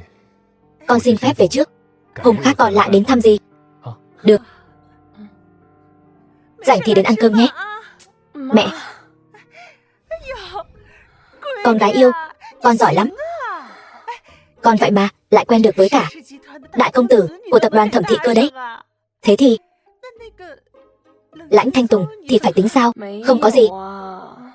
Hơn nữa, tại sao con phải tìm đàn ông chứ? Mẹ không thấy trên tivi nhiều vụ sát hại vợ sao? Hơn nữa, con là Lâm Thanh Tố, tiểu hoa nổi tiếng đó. Nổi tiếng cơ đấy. Cái đầu của con. Sự nổi tiếng của con là ba con đã tốn bao nhiêu tiền mới nâng con lên được như thế này. Con không biết sao? Con không tự biết sao? Mẹ còn chưa nói xong mà. Con chạy cái gì? Sao lại nôn thế này? Không phải là có thai rồi chứ? Luật sư Lãnh, ngài tìm tôi. Y thuật của bác sĩ Hàn quả thật cao siêu. Không dám. Anh cứ nói cho tôi biết, ông ấy còn sống được bao lâu? Lãnh tổng, tôi đã làm theo phương pháp mà ngài đã căn dặn, nên anh muốn kể cho tôi nghe quá trình sao? Tôi cần là kết quả. Vâng, hiểu rồi. Bác sĩ Hàn, lời của Lãnh tổng không có ý gì khác. Nhanh lên. Cố Giai. Tôi lên mạng tìm hiểu rồi. Như tôi, người hay bị khó chịu đường ruột, triệu chứng buồn nôn, có thể là ung thư dạ dày. Thôi, đừng nghĩ linh tinh nữa. Triệu chứng này nhiều lắm. Còn có thể là mang. Mang gì?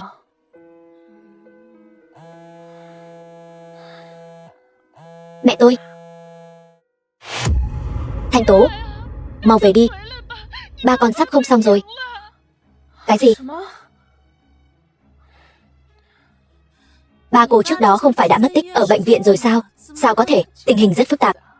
Nói tóm lại, chính là mẹ tôi đã lén chuyển ba tôi sang nhà bên cạnh rồi. Không được, tôi phải về ngay. Vậy thì cô cứ đi trước đi, tôi lấy giúp cô kết quả xét nghiệm. Đi cẩn thận nhé. Thế nào rồi? Tình hình không tốt lắm. Cần phải chuẩn bị tâm lý. Chuẩn bị gì? Chuẩn bị cái gì? Chuẩn bị cho việc hôn mê dài ngày, hay là chuẩn bị lo hậu sự? Tôi hỏi anh, ba tôi rốt cuộc thế nào rồi? Tình hình thật sự không tốt lắm. Người thực vật nhà người ta có thể duy trì được vài năm, còn đây mới có mấy ngày. Anh có được không vậy? Lâm lão tiên sinh, tuổi đã cao, việc này cũng không còn cách nào khác. Tôi thật sự đã cố gắng hết sức rồi. Thanh Tố ơi, không xong rồi. Lâm Thiên Hạo, hắn ta ở cổng biệt thự, bắt chúng ta giao lão ra ra. Phải làm sao đây? Sao hắn ta biết được? Mẹ cũng không biết nữa. Đến nhanh thật. Nhất định phải dùng thuốc tốt nhất cứu cha tôi.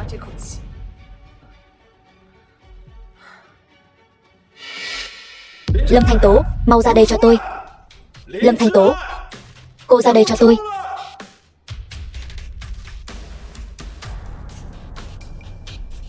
Anh tìm tôi có việc gì? Lão gia có phải không xong rồi không? Lời này không thể nói bừa. Đại ca không phải vẫn luôn phái người canh giữ phòng ICU sao? Từ khi xảy ra chuyện, tôi còn chưa được gặp cha một lần. Làm sao tôi biết được? Đừng có giả vờ với tôi. Cô đừng tưởng tôi không biết cô đã đưa lão gia đi rồi đấy. Mau nói cho tôi biết lão gia ở đâu. Nếu không, cô có tin tôi báo cảnh sát không?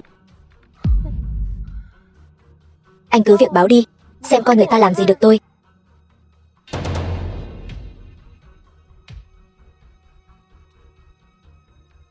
Thanh Tố, dù sao thì chúng ta cũng là người một nhà mà. Lão gia, nếu có mệnh hệ gì, hai chúng ta chia tài sản vẫn tốt hơn là tranh giành với người ngoài, đúng không?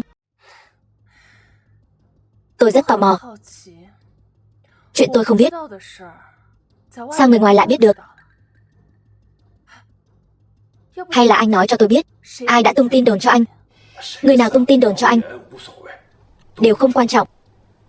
Vấn đề là cha chúng ta bây giờ thế nào rồi? Không biết. Người nào nói với anh cha không ổn, kiếm người đó đi. Cô không được vào. Lâm Thanh Tố, ngươi không hợp tác với ta thì cứ chờ xem. Alo, Hoắc Kiến Minh sao?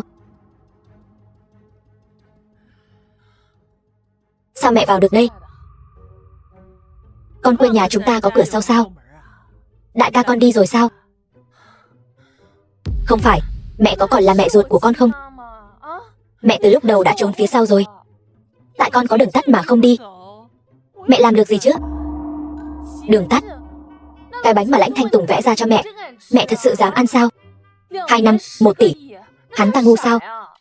Cuộc hôn nhân 2 năm, buôn bán lỗ vốn thế này mà hắn cũng làm. Hơn nữa, với địa vị của Lãnh Thanh Tùng ở Kinh Hải, hắn ta muốn loại phụ nữ nào mà chẳng được. Hắn ta để ý gì ở con? Thấy con xinh đẹp sao? Thấy con dáng đẹp sao? Mẹ không sợ. Hắn ta muốn thừa dịp cha bây giờ không xong rồi nước chọn tài sản nhà chúng ta sao? Không đến mức đó chứ. Đại ca của con và những đứa con riêng của cha con đều đang rình rập như hổ đói. Còn có mấy lão già trong hội đồng quản trị cũng đều muốn chia cắt Tấn Viễn của chúng ta nữa. Thanh Tố, chúng ta thật sự sắp bị đuổi ra khỏi nhà rồi. Phải làm sao đây?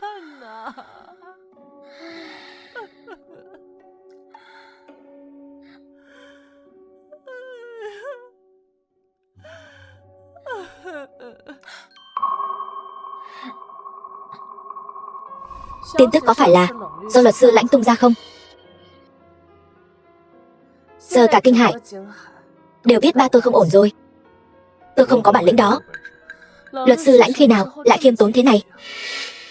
Mua bán không thành vẫn còn nghĩa khí. Dù sao trước đây chúng ta cũng từng là người yêu. Không cần phải làm vậy với tôi chứ. Về phương diện thân thể hay là phương diện công chuyện? Phương diện thân thể thì tôi thừa nhận, nhưng giở trò với chuyện của cô tôi không có hứng thú. Có phải anh nói với Lâm Thiên Hạo là ba tôi đang trong tay tôi không? Tôi không có. Anh đoán xem tôi có tin hay không? Tin hay không tùy cô. Anh có phải đàn ông không? Dám nói không dám làm. Tôi có phải đàn ông hay không? Cô chưa kiểm chứng được mà. Anh Lãnh Thanh Tùng, anh làm vậy chẳng phải là tiếp tục ép tôi đến đường cùng, quay lại cầu xin anh giúp tôi kiện tụng sao? Tôi nói cho anh biết, cùng lắm thì mấy chục tỷ gia sản đó tôi không cần nữa. Tôi quay đầu tìm một người giàu có lớn tuổi. Tôi chờ ông ta mất mạng, ông ta sống, tôi tiêu tiền của ông ta mất mạng, tôi thừa kế gia sản, chẳng phải vẫn có tiền tiêu sao? Muốn tôi cầu xin anh, nằm mơ đi. Cô cứ thử đi. Mấy người giàu có lớn tuổi đó chơi bời kinh lắm đấy. Cái gì mà tình thú, đó đều là chuyện nhỏ, đủ cách giày vò cô đến mất mạng. Anh coi tôi là đứa trẻ lên 3 sao? Tôi không phải đang dọa cô. Những người đó đều đang nhìn chằm chằm vào cô, chỉ mong ba cô mất mạng đi rồi xông vào như sói đói. Cô nghĩ kỹ chưa? Cô thật sự có gan qua mặt bọn họ sao?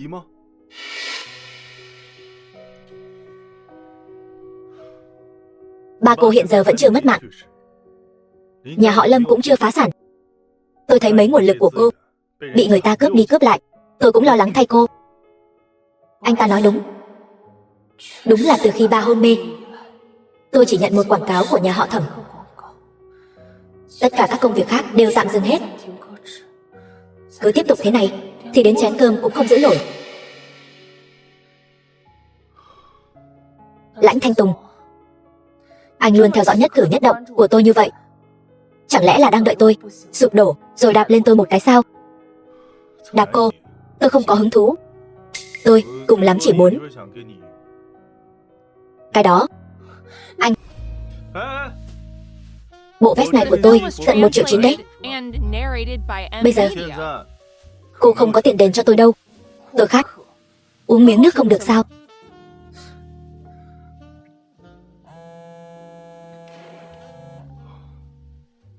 Nói đi. Luật sư Lãnh, Lâm Thiên Hạo tiên sinh và Hoắc Kiến Minh tiên sinh đến cùng nhau, muốn gặp anh.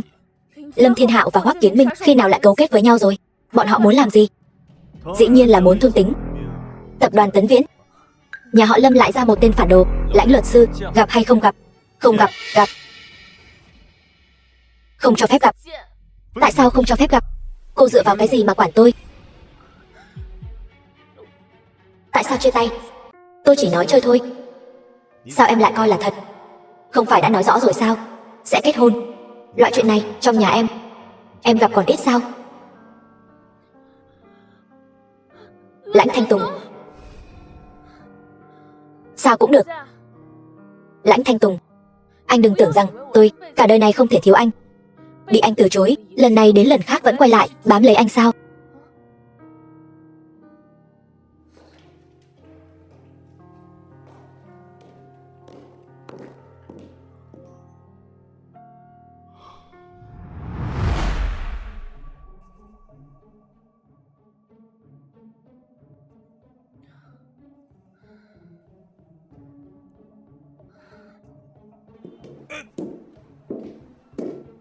Anh xem cô ta hận anh đến mức nào.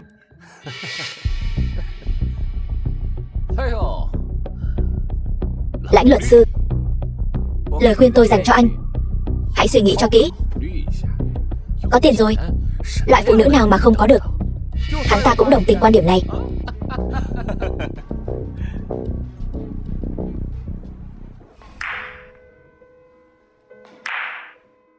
Ông chủ phòng pizza, Thẩm tổng, Lâm tiểu thư đến chơi pizza rồi.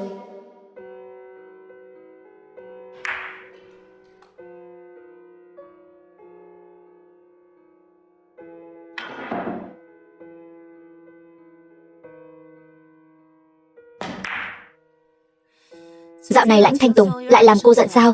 Đừng nhắc đến hắn ta với tôi thấy ghê tởm. Với cái tâm cơ của Lãnh Thanh Tùng đó, cô càng giận thì càng trúng kế hắn ta.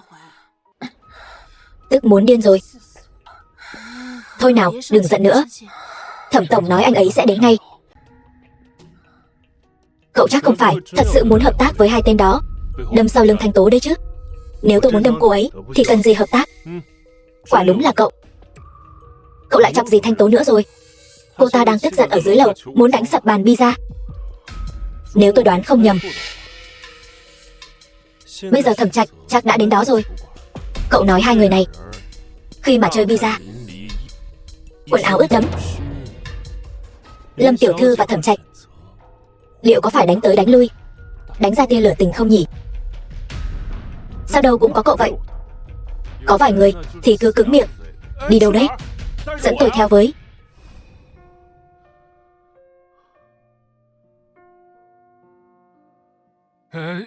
Từ thiếu, sao anh lại khóa cửa? Làm vậy không ổn đâu. Lát nữa Thẩm tổng còn đến nữa. Nếu để anh ấy biết, cậu sợ cái gì?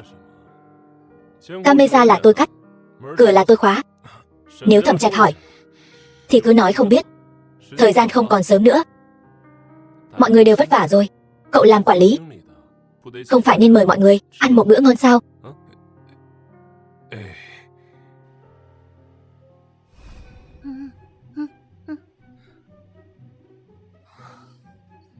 Âm hồn bất tán.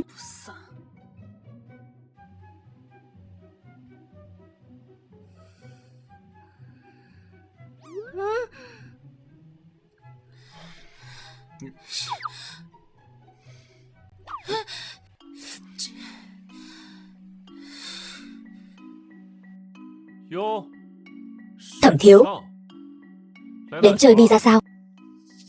Từ thiếu, lâu rồi không gặp, Đánh cái gì vậy? Thiếu người không? Cho tôi chơi với. Hôm nay không thiếu rồi.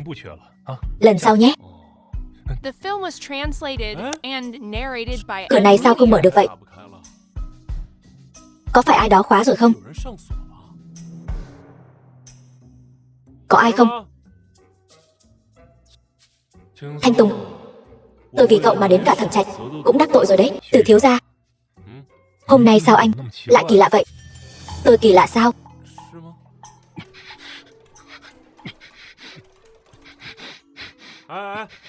Đừng có giật mạnh thế. Đừng giật mạnh, giật nữa là hỏng đấy. Tôi đền.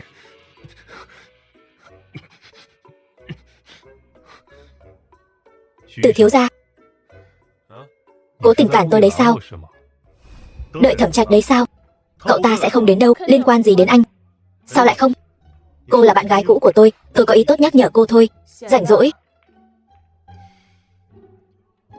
Kết hôn 2 năm, phí chia tay 1 tỷ, cộng thêm vụ kiện tranh giành quyền thừa kế. Dù tính thế nào cô cũng không lỗ. Có muốn cân nhắc không? Trời ơi, Hồ Ly lạnh lùng. Điều kiện này của cậu, chẳng lẽ cậu muốn cưới Thanh Tố về đấy sao? Liên quan gì đến cô? Được. Lãnh Thanh Tùng, anh có phải đã quên biệt danh của mình rồi không hả? 2 năm 1 tỷ.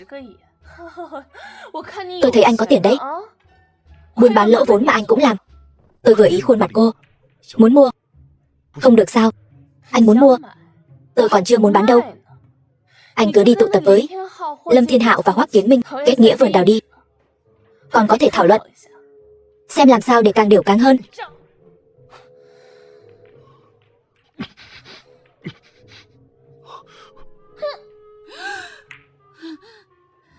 Anh đang cố gắng câu giờ cho Lãnh Thanh Tùng phải không? Câu giờ gì chứ?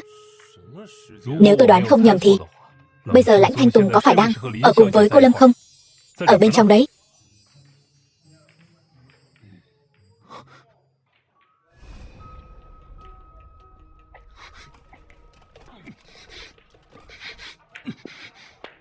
Lãnh Thanh Tùng, lúc thì thà mất mạng chứ không chịu, lúc thì lại bám giết không tha. Anh có phải bị điên không? Điên.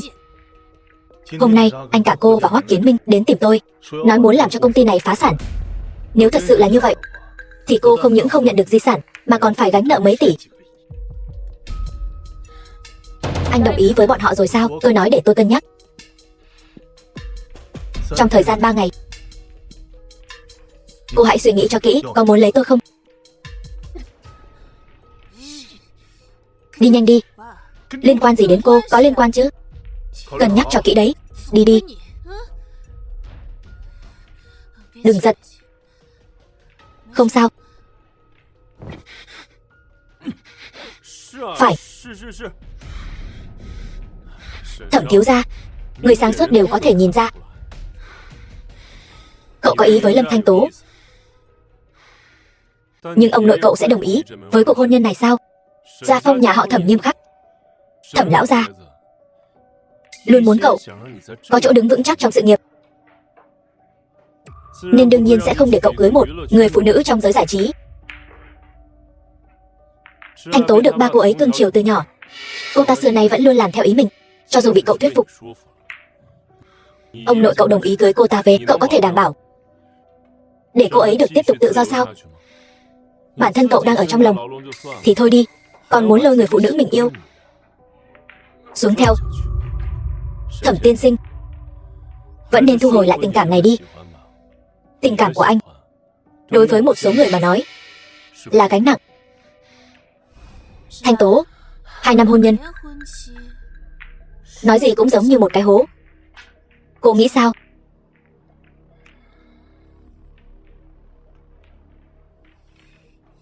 Tôi có một cách hay giúp cô giải sâu.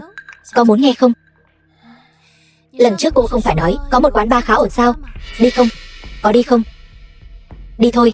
The film was translated and narrated by M Media. Anh làm gì vậy? Không có mắt sao? Sai rồi phải không? Tôi sai rồi, thật ngại quá. Anh đang làm gì vậy? Anh sai rồi là được làm càn sao? Xin lỗi, trả túi lại cho chúng tôi. Xin lỗi là xong chuyện sao? Thật xin lỗi, tôi sai rồi. Uống đến giờ, vẫn chưa đi đúng đường được nữa. Vậy mà anh vẫn còn đi được. Thôi bỏ đi, sao không bỏ về đi? Thôi, đừng chấp nhặt người say. Xui xẻo quá đi.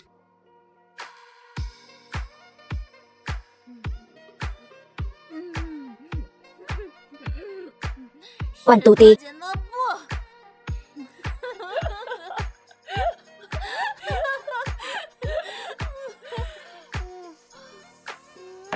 Cạn ly.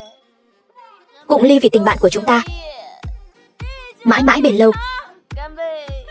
Cạn ly.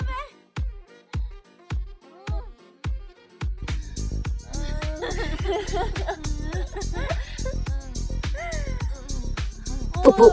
Chúng tôi muốn thanh toán. Vâng. Lâm tiểu thư, tổng cộng 5.308.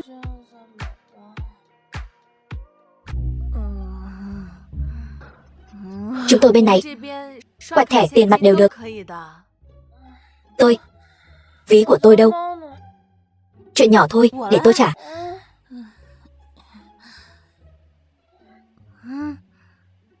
Ví tiền. Ví tiền đâu? Tên khốn nạn nào lấy trộm tiền của tôi rồi?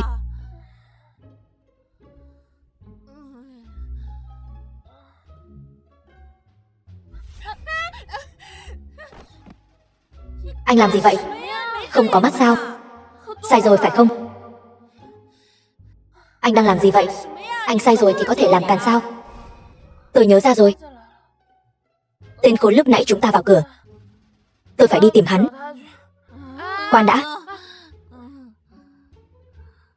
Nghe nói nhà họ Lâm sắp phá sản rồi. Nhà cô mới phá sản đấy. Lẽ nào cô Lâm bây giờ đến tiền rượu cũng không trả nổi? Cô nói cái giọng gì đó, cô trả đi. Vậy thì cô trả nhanh đi, để tôi trả cho, đừng nháo nữa. Thôi được rồi, tiền của cô ấy để tôi trả.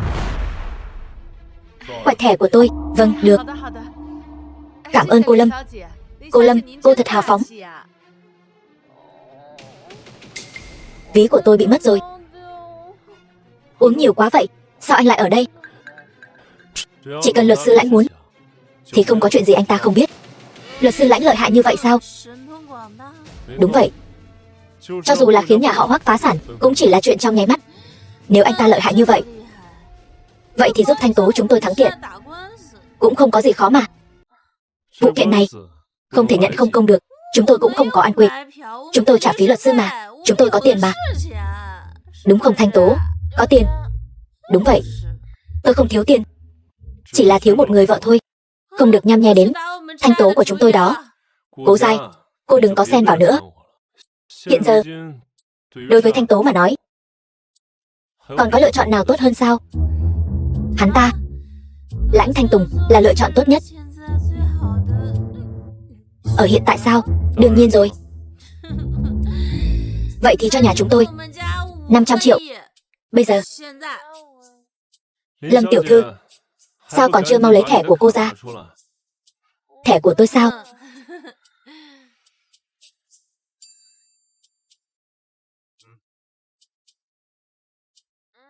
Tôi đã thể hiện thành ý của tôi rồi. Giờ tới lượt Lâm tiểu thư.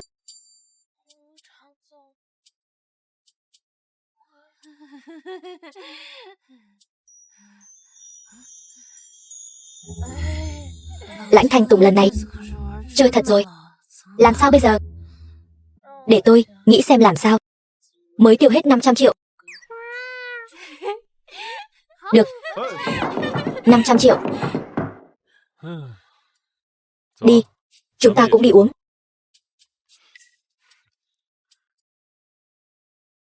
Thanh Tố, muộn thế này rồi, con đến đây làm gì? Con đến thăm ba con. The film was translated and narrated by M Media. Giờ này rồi, ba con đã ngủ rồi. Con đến đây làm gì? Hôm sau rồi nói, đừng làm phiền ông ấy nữa. Ba con vẫn hôn mê bất tỉnh. Ngủ gì ở đây nữa? Còn làm phiền gì nữa? Cũng muộn thế này rồi. Hôm sau rồi nói. Mẹ có chuyện gì giấu con phải không? Mẹ có thể có chuyện gì giấu con chứ? Là vị bác sĩ đó. Bác sĩ đó đang lau người cho ba con đấy. Bây giờ con vào cũng không tiện đúng không? Con là con gái của ba con, có gì mà không tiện chứ? Mẹ, mẹ có chuyện gì giấu con phải không? Mẹ không có.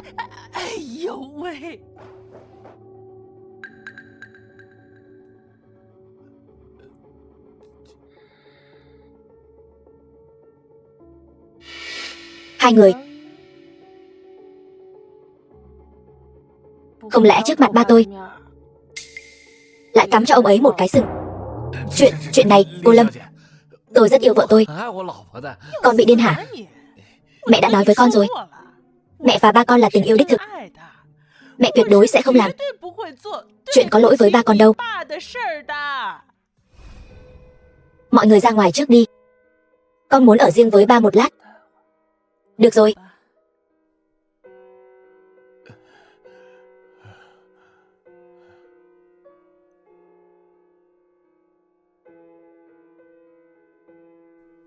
Lâm phu nhân, bệnh của Lâm tiên sinh rốt cuộc định giả vờ đến bao giờ?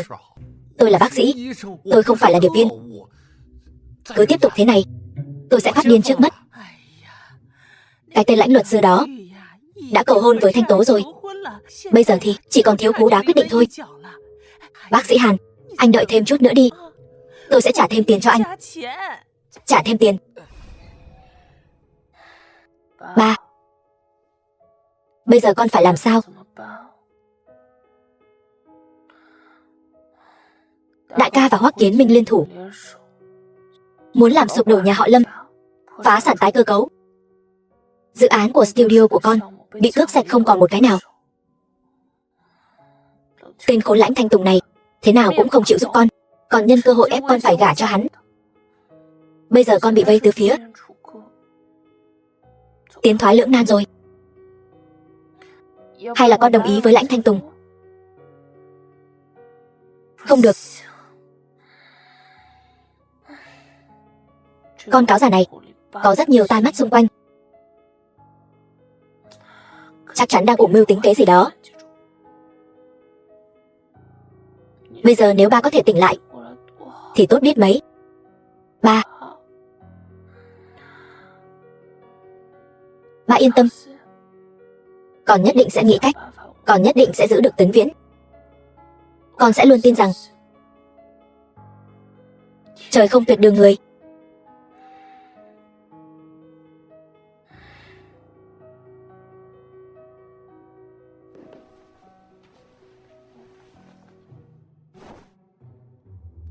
Lâm Thanh Tố, cô còn tâm trạng mà ngủ sao?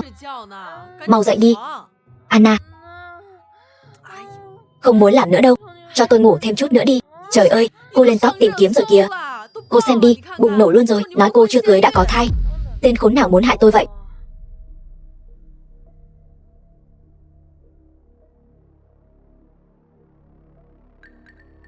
Đời tư đáng xấu hổ của nữ diễn viên họ Lâm, tất cả đều là do tên khốn lãnh Thanh Tùng kia. Lúc đó vậy mà có thể làm tôi tức đến nói mửa. Sao cô không nói gì vậy? Cô không lẽ thật sự có thai rồi sao? Sao có thể chứ? Tôi điên rồi, tôi lại có thai vào lúc này. Điều này rõ ràng là muốn bôi nhọ tôi bằng dư luận. Sóng gió này chưa qua, lại thêm sóng gió mới. Anna, tôi phải đến bệnh viện một chuyến. Khoa phụ sản.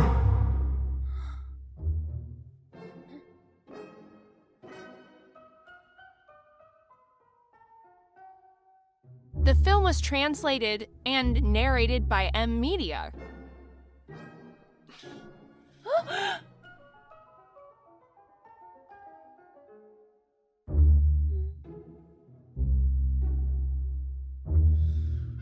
Lâm Thanh Tố, cô quả nhiên có thai rồi. Nếu không bị phanh phui ra, cô định giấu tôi bao lâu nữa? Không có, tôi kết hôn. Tôi không muốn con tôi sống trong một gia đình không trọn vẹn. Lãnh Thanh Tùng, anh điên rồi. Tôi đúng là điên rồi. Khi tôi biết đứa bé trong bụng cô là của tôi thì tôi đã phát điên rồi.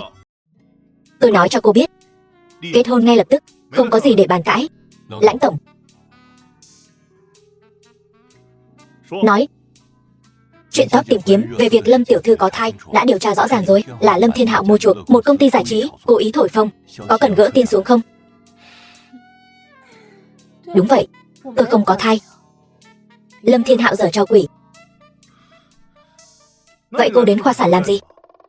Đương nhiên là để lấy báo cáo không có thai. Làm rõ chuyện này.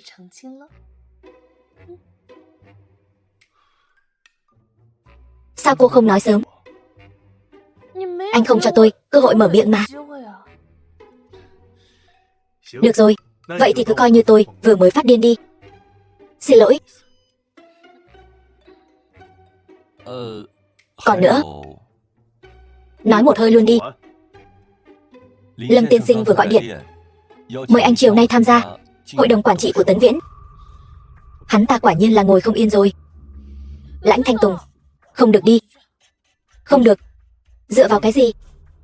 Cô, một người bị dư luận tiêu cực bổ vây. Đừng đi theo tôi. Tôi cứ đi theo đấy, đi đâu tôi cũng đi theo. Lâm Thiên Hạo mời tôi chiều nay đến dự họp hội đồng quản trị Tấn Viễn để thảo luận về việc chia tách và tái cấu trúc Tấn Viễn. Cô nói tôi nên đi hay không? Không phải anh nói còn 2-3 ngày để suy nghĩ sao? Kế hoạch có thay đổi. Lâm tiểu thư chẳng phải đang lên top tìm kiếm sao? Lãnh Thanh Tùng, loại chuyện qua cầu rút ván này anh làm cũng thuận tay đấy chứ. Năm đó hưởng lợi từ nhà họ Lâm, anh quên rồi sao? Lúc trước, ba tôi rất coi trọng anh. Xuất đi du học chỉ có một. Ông ấy không cân nhắc tôi, mà cũng phải ưu tiên cho anh. Bây giờ anh lại muốn giúp hai tên khốn đó chia cắt Tấn Viễn. Anh thấy mình có lỗi với ba tôi không? Chỉ vì nhà họ Lâm từng có ơn với tôi, nên tôi phải mang ơn đội nghĩa. Để cả đời này bị Lâm tiểu thư chèn ép sao? Anh đang nói nhăng nói cuội cái gì vậy? Ai chèn ép anh? Đừng tìm lý do cho sự vô liêm sỉ của mình. Tôi vô liêm sỉ. Tôi rất coi trọng cậu. Điều này không sai. Nhưng chính vì vậy nên tôi không thể giao con gái mình cho cậu. Tại sao? Cậu với Thanh Tố vốn không cùng thế giới. Thanh Tố từ nhỏ sống trong nhung lụa, có thể nói là bị tôi chiều hư, trở nên vô pháp vô thiên. Bây giờ cậu chẳng thể cho con bé thứ gì. Nếu hai đứa cứ cố chấp ở bên nhau thì sẽ không có kết quả tốt đẹp đâu. Chúng muốn cháu từ bỏ Thanh Tố sao? Nếu cậu có đủ năng lực và địa vị để che chở cho nó thì tôi cũng chẳng nói gì nữa. Nhưng hiện tại, đúng không?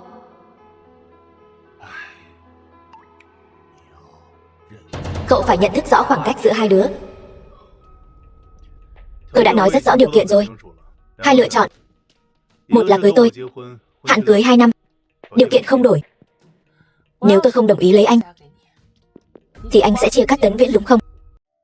Tôi là thương nhân. Lãnh Thanh Tùng, tôi đã từ chối anh rồi. Tại sao anh còn ép tôi? Lâm Thanh Tố, lúc trước là cô chủ động quyến rũ tôi. Lãnh tiên sinh, anh đang trả thù chuyện năm xưa tôi quấy rối anh sao? The film was translated and narrated by M Media. Đi đâu?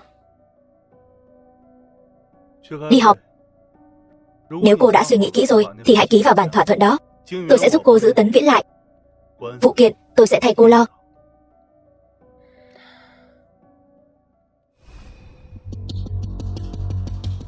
Sao anh lại ở đây? Tôi nghe nói Thanh Tố đến tìm anh, sợ anh không xử lý được nên đến giúp. Nếu Thanh Tố không lấy anh thì anh thật sự định nuốt trọn Tấn Viễn sao? Không được sao?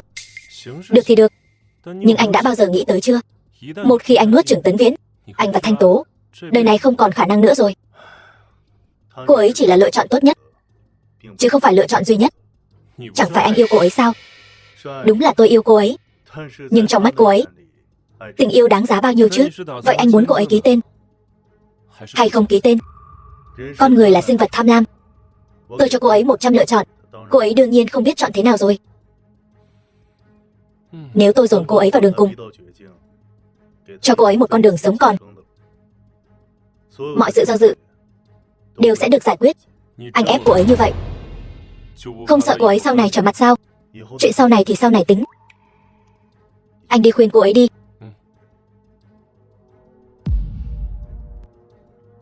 Mồm miệng cứng rắn thật, trong lòng còn chẳng phải lo muốn phát điên sao? Thanh Tùng hôm qua đã chuyển 500 triệu tiền sính lễ cho cô rồi, cô mà còn không ký, chẳng phải quá đáng lắm sao? Cả Hoắc Kiến Minh cô còn coi trọng được, Thanh Tùng chúng tôi cô chắc chắn càng coi trọng hơn rồi. Anh biết tôi coi trọng Hoắc Kiến Minh ở điểm gì không? Điểm gì? Bởi vì hắn đủ ngu, dễ nắm bắt. Điểm này Thanh Tùng đúng là không thể sánh bằng. Nhưng Thanh Tùng có tiền mà. Cô có biết anh ấy mấy năm ở nước ngoài này? Cô nhất định đừng nói là tôi nói cho cô biết nhé.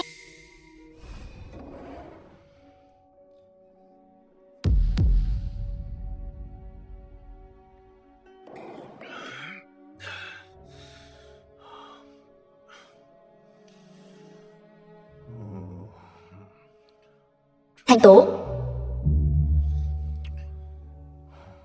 anh nhớ em lắm.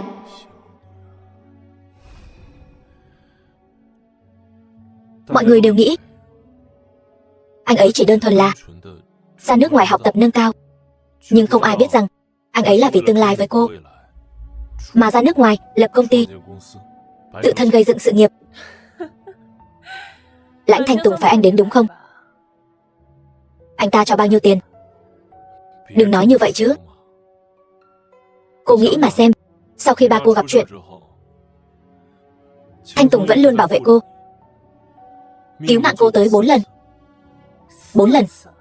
Cô nghĩ xem, vụ tấn công bằng xe máy, có lần bị kẹt trên sân thượng, bị bắt cóc tống tiền, bị đánh bất tỉnh trong nhà vệ sinh, bị Bạch Băng Băng đánh bất tỉnh trong nhà vệ sinh. Lần đó là Thanh Tùng cứu tôi sao? Chẳng phải Thẩm Trạch sao? Chuyện này thì liên quan gì đến Thẩm Trạch? Thanh Tùng đã cứu cô.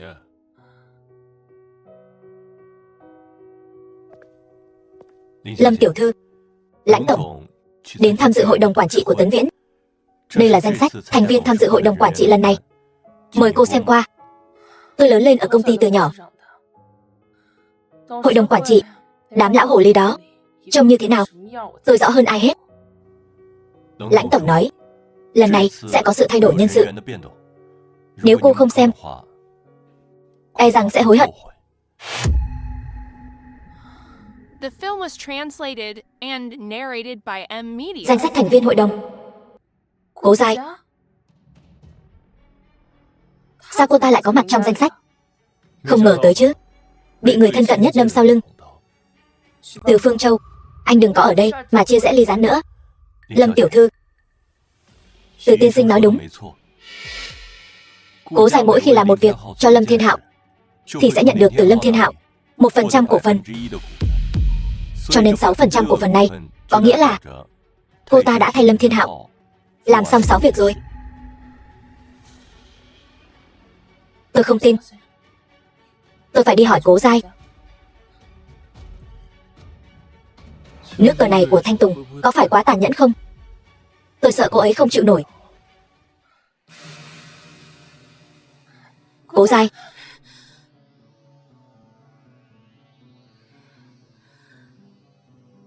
xem ra Lãnh Thanh Tùng nói đúng. Chiếc xe này là Lâm Thiên Hạo mua cho cô. Nếu cô đã biết mọi chuyện rồi thì không còn gì để giải thích nữa. Đừng làm lỡ việc tôi tham gia đại hội cổ đông Tấn Viễn. Tôi xem cô là bạn thân chia ngọt sẻ bùi. Tại sao cô lại đâm tôi sau lưng? Xem là bạn thân, cô có thể tặng tôi chiếc xe tốt như vậy sao? Cô có thể cho tôi 6% cổ phần của Tấn Viễn sao?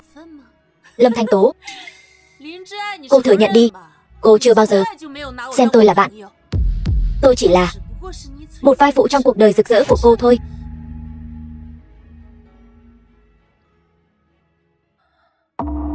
Thì ra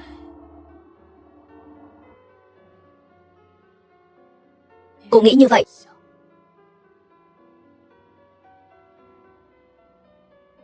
Từ khi nào cô lại trở nên như thế này? Như thế này là sao?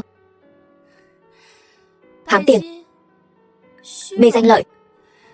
Chẳng phải tôi học tất cả những điều này từ Lâm Thanh Tố cô sao?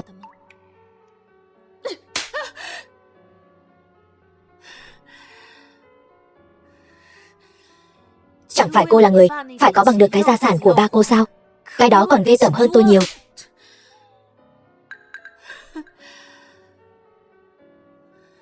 Cô không có tư cách dạy đời tôi. Tôi là người thừa kế hợp pháp duy nhất của Lâm gia. Mỗi đồng tiền tôi có được đều không phải do làm chuyện trái với lương tâm mà có. Tôi sai chỗ nào? Tôi chỉ muốn sống tốt hơn Lâm Thanh Tố cô thôi. Cô nói cho tôi biết tôi sai chỗ nào. Tôi đã làm gì trái với lương tâm, để tôi nói cho cô biết nhé. Dùng gạch ném tôi trên sân thượng, lừa tôi đến quán cà phê, khiến tôi bị bắt cóc, nói cho Lâm Thiên Hạo biết nơi ở của ba tôi. Báo cáo xét nghiệm của tôi là do cô đưa cho Lâm Thiên Hạo, phải không? Đã đủ chưa? Sự việc đã đến nước này, cũng chẳng còn gì để giải thích. Tôi chỉ cần hại cô Lâm Thanh Tố một lần là tôi có thể có được 1% cổ phần của Tấn Viễn.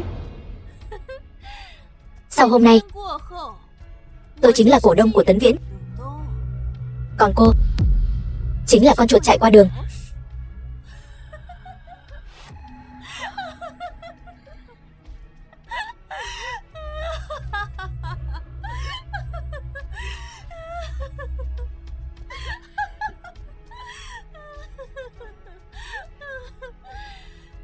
Xin lỗi. Cố Giai, hãy vào tù đi khi là cổ đông của Tấn Viễn.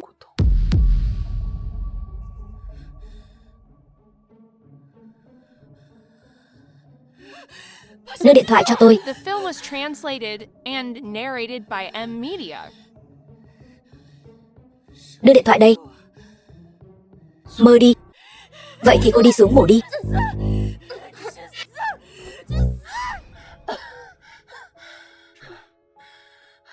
Cô không sao chứ? Xin lỗi, tôi không nên làm những chuyện đó. Thanh Tố. Cố Giai, những bằng chứng phạm tội của cô tôi sẽ ghi chép lại tất cả, không thiếu một thứ nào. Nửa đời sau tôi sẽ không để cô yên đâu.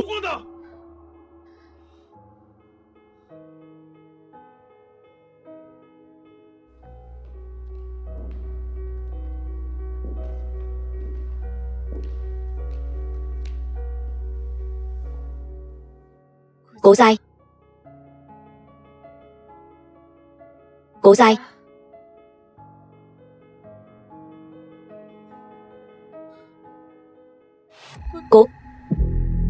Cố Giai ơi, tỉnh dậy đi. Cố Giai. Cố Giai, cô.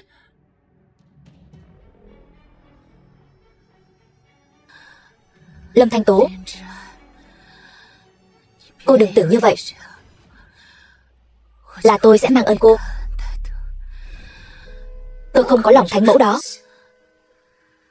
Nếu không phải trên sân thượng cô để Lãnh Thanh Tùng cứu tôi, hôm nay coi như tôi trả cô một mạng. Trên sân thượng ngày hôm đó, tôi căn bản không muốn cứu cô. Sao tôi có thể cứu cô được chứ? Tôi sẽ không cứu.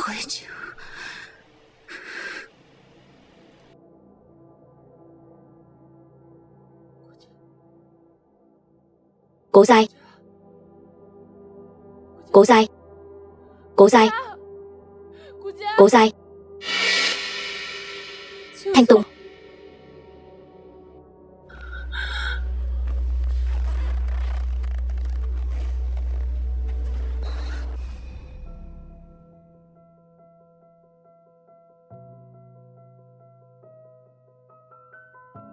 Tiểu Lãnh. Được đó. Nghĩ kỹ chưa? Đã lên dây cung thì không có đường quay lại. Tôi không đồng ý thì có vẻ không biết điều rồi. Cô suy nghĩ được vậy là tốt. Đi thôi. Tôi có điều kiện. Kết hôn bí mật, trả tiền theo mỗi kỳ. 2 năm sau độc thân.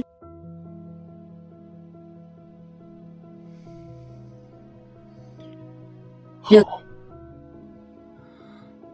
Dễ nói chuyện vậy. Điều kiện của cô tôi đều đồng ý. Phải chọn ngày lành tháng tốt. Chính là hôm nay, mùng 8 tháng 11 âm lịch. Tốt cho việc cưới hỏi. Quên mang sổ hộ khẩu rồi. Mang chứng minh thư cũng được. Nếu cô cũng không mang chứng minh thư, tôi sẽ bảo dâu đến nhà cô lấy ngay bây giờ. Tôi đã ký thỏa thuận tiền hôn nhân rồi. Không cần vội vàng vậy chứ. Đêm dài lắm mộng mà. Đi thôi. Được, nếu cô không muốn, vậy thì tôi sẽ đến Tấn Viễn tham dự cuộc họp trước.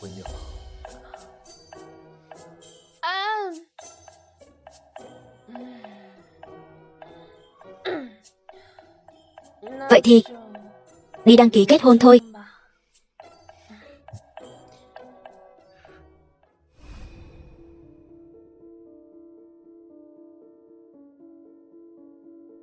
Lãnh phu nhân, sau này xin giúp đỡ nhiều hơn. Được thôi.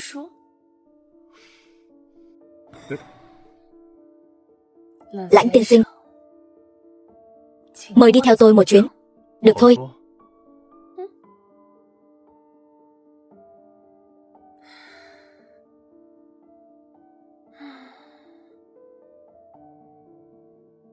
The film was translated and narrated by M Media.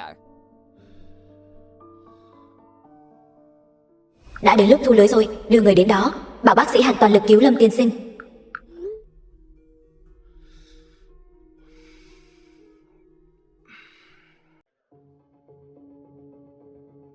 Hạo ca, không phải nói luật sư Lãnh sẽ đến sao? Sao vẫn chưa tới? Anh sẽ không lừa chúng tôi chứ? Tiểu Hồng, tôi là nhìn cô từ từ lớn lên. Làm sao tôi có thể lừa cô được? Yên tâm đi nhé. Chúng tôi nể mặt anh đã mời được luật sư Lãnh mới đến. Nếu không cũng sẽ không phản bội. Chủ tịch Lâm, tôi nói cho cô biết, Tiểu Hồng, đợi tôi nắm được Tấn Viễn, tôi sẽ đá hết bọn họ. Cô cứ theo tôi làm. Theo ai làm cơ chứ? Thanh Tố, sao cô lại đến đây? Sao nào? Sao tôi lại không thể đến? Cô bất quá chỉ là một cổ đông nhỏ của Tấn Viễn. Cô chưa có tư cách tham gia loại hội nghị hội đồng quản trị này. Anh có tư cách gì để tham gia? Hội đồng quản trị Tấn Viễn còn chưa đến lượt một. Người ngoài ở đây chỉ trỏ đâu. Tôi tự giác một chút. Cút ra ngoài. Chuyện này không thể nói như vậy được. Cô chưa cưới đã có thai, dẫn đến giá cổ phiếu của công ty sụt giảm. Vừa rồi, đại hội cổ đông đã kết thúc rồi. Người bị đá ra ngoài là cô. Xin cứ tự nhiên, Lâm Thanh Tố. Đợi chúng tôi chia nhỏ và tái cấu trúc Tấn Viễn, số cổ phiếu ít ỏi của cô sẽ chẳng đáng giá một xu. Đến lúc đó, xem cô còn vanh váo thế nào. Chia nhỏ Tấn Viễn. Vậy thì anh phải hỏi luật sư của tôi trước đã. Có đồng ý hay không? Luật sư Lãnh, chúng ta đã nói rõ rồi mà. Chia đôi Tấn Viễn. Sao anh lại trở thành luật sư đại diện của cô ta rồi? Tôi chỉ nói cân nhắc. Chưa đồng ý. Lãnh luật sư, Lâm Thanh Tố có thể cho anh chỉ là bản thân cô ta, một người phụ nữ thôi. Khi anh có tiền rồi thì người phụ nữ nào mà chẳng tìm được. Tôi là cha của con cô ta.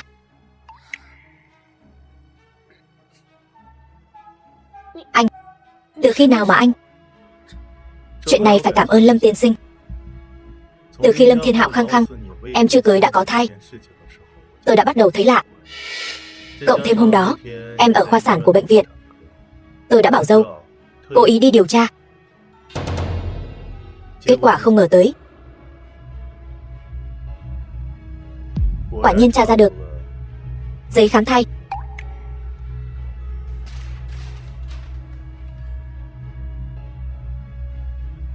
Nếu tôi nhớ không lầm, tối hôm đó chúng ta hẳn là ở trên ghế sofa.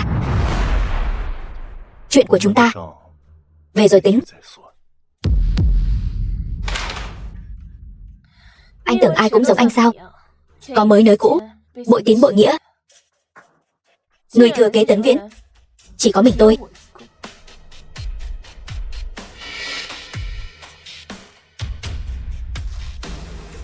Chúng tôi đã kết hôn rồi.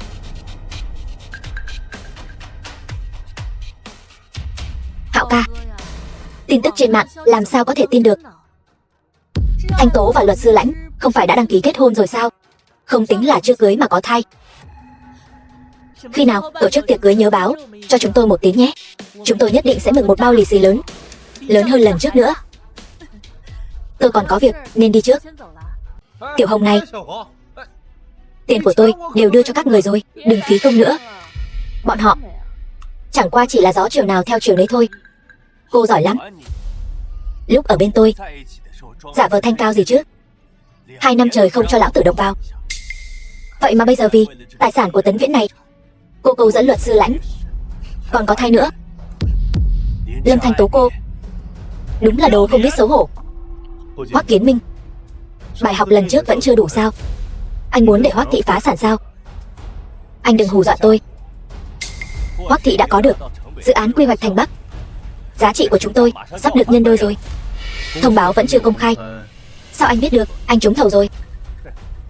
Tôi có niềm tin vào Hoắc thị. Trương cục trưởng, lần trước khi đi khảo sát cùng ngài, căn nhà mà ngài để ý, tôi đã sang tên cho vợ bé của ngài rồi. Dự án thành Bắc chỉ chờ ngài lên tiếng thôi. Được, cứ yên tâm đi Trương cục trưởng. Đoạn ghi âm này từ đâu ra? Cái này là giả, anh gài bẫy tôi. Dâu.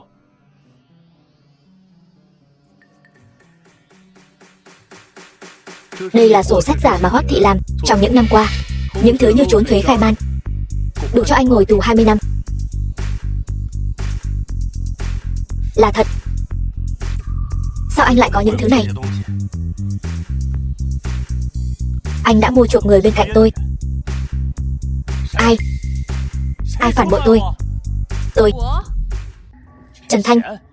Là cô. Tại sao? Hoắc Kiến Minh, tôi đã ở bên anh hơn 1 năm. Ở nhà chịu khổ chịu cực, ra ngoài còn phải nghe những lời nói lạnh nhạt của người khác. Tôi muốn cưới anh, còn phải xem tôi sinh con trai hay con gái. Được rồi, bây giờ con không còn nữa. Anh không những không rơi một giọt nước mắt nào, mà còn ra ngoài tìm người mới. Đồ xúc sinh như anh, căn bản không xứng làm cha, càng không xứng được sống tốt. Không phải cô nói cô yêu tôi sao? Yêu anh chỉ nói cho vui thôi, anh lại tin thật sao? Tôi yêu anh cái gì chứ? Yêu anh thay lòng đổi dạ, yêu anh keo kiệt bủn xỉn sao? Luật sư Lãnh đã cho tôi 50 triệu. Việc này còn cần phải chọn sao? Hạ bệ Hoắc Kiến Minh, em không thấy sảng khoái sao? Sảng khoái? Thật sự quá sảng khoái. Không đúng. Dự án thành Bắc đã lâu rồi. Hai người cấu kết với nhau từ khi nào? Cuối cùng anh cũng thông minh một lần. Trần Thanh là do tôi sắp xếp làm thư ký nhỏ trong công ty của anh. Vậy tại sao cô ta lại mang thai? So với việc diễn xuất, làm vợ của Hoắc gia chẳng phải hấp dẫn hơn sao? Các người gài bẫy tôi. Tại sao? Bởi vì anh ta sắp đính hôn với em. Tôi không cho phép em lấy người khác. Vậy nên anh đã cài một người phụ nữ bên cạnh Hoắc Kiến Minh, là để phá hoại lễ đính hôn của tôi. Xin lỗi. Tôi cũng không ngờ Trần Thanh lại tiết lộ mọi chuyện ra ngoài. Lúc đó tôi đã muốn ngăn lại rồi. Lúc đó anh còn ở hiện trường sao? Tôi không yên tâm nên tôi đến xem. Vậy là anh vẫn luôn theo dõi tôi. Quả nhiên. Hôm đó tôi đi uống rượu ở quán bar, lại trùng hợp gặp anh ở đó. Em nghe tôi giải thích, tôi mất hết rồi. Lãnh Thanh Tùng, tao lấy mạng mày.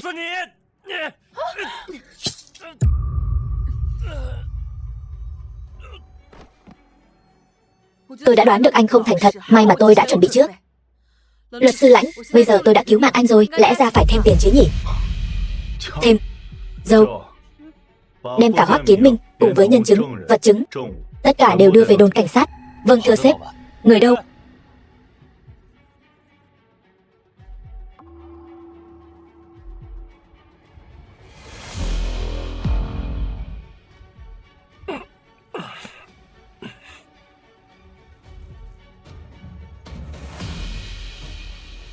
Lãnh Thanh Tùng, Anh thật đáng sợ. Anh giăng ra một tấm lưới lớn như vậy, chỉ là để cưới tôi. Anh không sợ có câu nào đó xảy ra sai sót, tôi thật sự sẽ phải gả cho Hoắc Kiến Minh sao? Tuyệt đối không thể nào. Thanh Tố, tuy cách làm của tôi có vấn đề, nhưng lần này tôi tuyệt đối không để em rời xa tôi nữa. Không ngờ đấy, luật sư Lãnh cũng si tình ghê đó. Lãnh Thanh Tùng, Lâm Thanh Tố là loại người lăng nhăng mà anh vẫn xem như báu vật sao? Anh quên năm đó cô ta đã cắm cho anh bao nhiêu cái sừng rồi sao? Anh đang nói bậy bạ gì vậy? Từ lúc Thanh Tố học đại học, anh đã theo dõi cô ấy. Có phải anh đã làm gì không? Những bức thư tình đó cũng là do anh giả mạo phải không? Thư tình gì?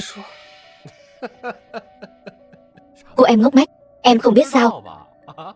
Năm đó tôi đã tìm người bắt chước chữ viết của em, viết rất nhiều thư tình, gửi cho tất cả bạn học của Lãnh luật sư, mỗi người một bản, mà không trùng lặp cái nào. Còn chưa hết đâu. Trước kỳ thi đại học của anh ta, tôi đã lấy danh nghĩa của em tìm người đánh một tay của anh ta, mục đích là muốn phỉ anh ta. Nếu không phải đám ngu ngốc đó thì bây giờ ai thắng ai thua còn chưa biết đâu. Đồ khốn nạn, tôi đánh anh. Thanh Tố, loại người này đánh hắn chỉ làm bẩn tay chúng ta thôi. Tôi có cách xử lý rồi. Vẫn còn nữa, vẫn chưa hết đâu. Tôi nói cho em biết, chuyện em với thằng nhóc nghèo kiết xác đó yêu đương là do tôi nói với ông già đó. Thì ra ba đã biết từ sớm chuyện của tôi và Thanh Tùng. Nếu không thì tại sao Thanh Tùng lại đột nhiên biến mất? Em nghĩ sao? Đó là do ba ép buộc, bắt anh ấy ra nước ngoài. Anh nói bậy. Ba rõ ràng rất coi trọng tài năng của Thanh Tùng. Lời ông già nói em cũng tin sao? Ông ta trước mặt một kiểu, sau lưng một kiểu. Ông ta chỉ là sót cô con gái rượu của mình thôi. Lâm Thiên Hạo, anh im miệng. Anh bớt châm ngòi ly gián mối quan hệ giữa ba và Thanh Tùng. Tôi chia sẻ tình cảm, tôi đặt điều nói xấu. Nếu không phải năm xưa mẹ cô làm những chuyện đê tiện đó thì vào được cửa nhà chúng tôi sao? Nếu không phải mẹ tôi bị chọc tức đến mức trầm cảm mà mất mạng thì cô còn có tư cách ở đây mà chia tài sản với tôi sao? Đúng vậy, ta nói cho người biết, ta nhất định phải nắm lấy Tấn Viễn trong tay. Ta nhất định phải hủy hoại nó. Ba Lâm, ba của Lâm Thanh Tố. Ta muốn cho lão già thấy ta đã hủy hoại Tấn Viễn như thế nào. Con nằm mơ đi.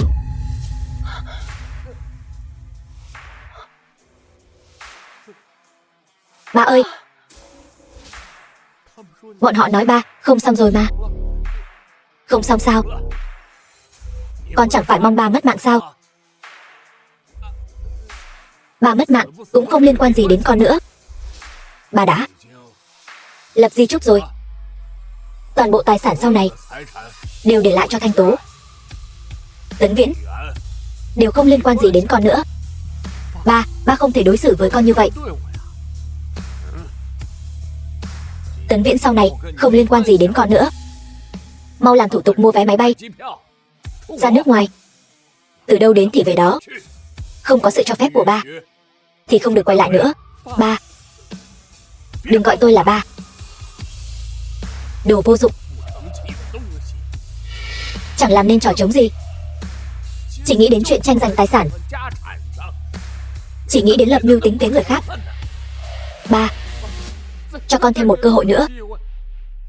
Không biết đối xử tốt với người nhà, ba giữ con lại bên cạnh, sớm muộn gì cũng là tai họa.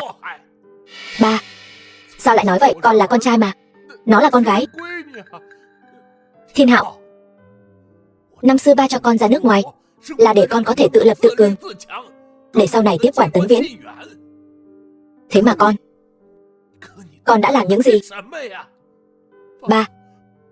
Ba ơi, cho con thêm một cơ hội nữa. Ba, con xét về tình cha con bao nhiêu năm, bảo con về nước cũng là sự khoan dung lớn nhất rồi.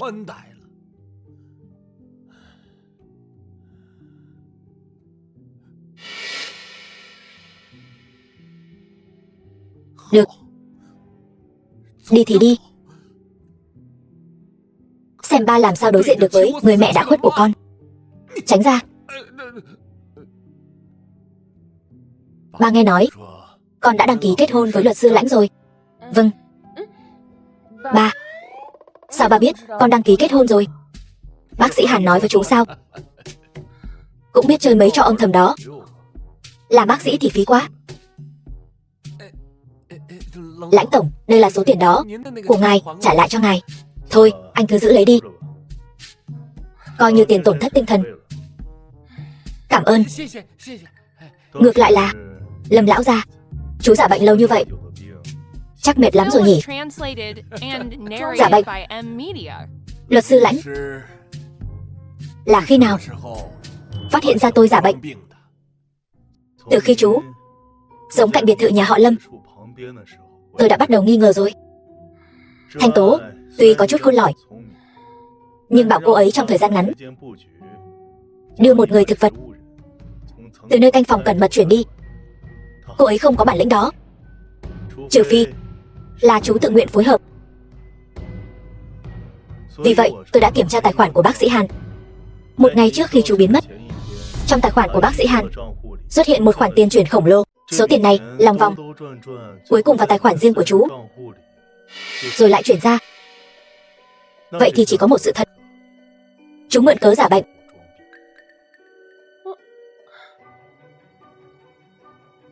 Ba, anh ta nói là thật sao? Ba cũng không hoàn toàn là giả bệnh. Trong hôn lễ, ba thực sự đã ngất xỉu. Sau đó, đến bệnh viện, ba mới tỉnh lại. Sau đó tại sao lại lừa con? Thanh Tố, ba già rồi. Tập đoàn Tấn Viễn bây giờ mỗi ngày một sa sút. Con và anh con đều không phải là người có tài kinh doanh. Vì vậy, ba đã để mắt đến cậu ta, Lãnh Thanh Tùng. Thanh Tùng, vừa rồi cái thằng Lâm Thiên Hạo, thằng nhãi danh đó, nói những lời đó đều không phải là lời thật lòng của tôi. Tôi chưa bao giờ coi thường cậu cả. Không, đợi đã ba. Rốt cuộc là chuyện gì vậy? Lúc trước, sau khi tôi nói những lời khích cậu rời xa Thanh Tố xong, tôi vẫn luôn hối hận. Không biết mình nói có nặng lời quá không? Những năm cậu ở nước ngoài, tôi vẫn luôn nhờ bạn bè chăm sóc cậu. Nhưng cậu ra nước ngoài không lâu, tôi không còn tin tức gì của cậu nữa. Tại sao vậy? Vì tôi không muốn dựa vào nhà họ Lâm, nên tôi mới giấu hết những tin tức đó đi. Được, cậu có thành tựu như ngày hôm nay, tôi thật sự cảm thấy vui cho cậu. Thanh Tùng, cậu sẽ không hận tôi làm lỡ giờ cậu và Thanh Tố nhiều năm như vậy chứ? Đương nhiên là không. Tôi còn phải cảm ơn chú đã để một Thanh Tố tốt như vậy ở bên cạnh tôi. Tốt, tương lai giao nhà họ Lâm và con gái cho cậu, tôi yên tâm rồi. Với năng lực của cậu, đủ để dẫn dắt Tấn Viễn huy hoàng thêm 50 năm nữa. Lâm tiên sinh, chú không sợ tôi không mắc câu sao? Cậu điều tra tôi cũng điều tra cậu. Cậu có thể đưa Trần Thanh sắp xếp bên cạnh Hoắc Kiến Minh. Có thể thấy cậu đối với Thanh Tố là đã ấp ủ kế hoạch từ rất lâu rồi. Vậy nên chú mới tương kế tiệu kế ép Thanh Tố đến bên cạnh tôi. Quả nhiên là Thanh Tố không làm tôi thất vọng. Ba ơi, ba vậy mà lại tính kế con. Ba làm vậy là vì con. Có người chồng như luật sư Lãnh, con không hài lòng sao? Không hài lòng. Hai con cáo già này dàn cảnh gài bẫy tôi. Chuyện này chưa xong đâu, Thanh Tố. Lâm tiên sinh. Thanh Tố.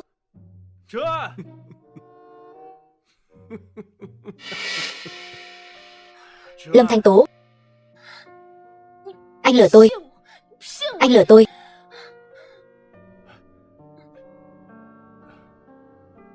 Thanh Tố. Thanh Thanh Tố, không sao chứ? Đừng nói chuyện với tôi. Giận rồi. Thôi, đừng giận nữa. Biết sai rồi. Tôi không nên giấu em. Anh giấu tôi lâu như vậy, còn cố tình giấu tôi nữa. Phải, là cố ý. Hơn nữa là âm mưu đã lâu. Em không có chuyện gì giấu tôi sao? Dĩ nhiên là không. Vậy còn đứa bé thì sao? Lúc ở bệnh viện, tại sao lại cố tình giấu tôi? Hay là em không muốn? Dĩ nhiên là không. Tôi không muốn con tôi sinh ra trong một gia đình không trọn vẹn. Nó sẽ được sinh ra trong một gia đình rất ấm áp.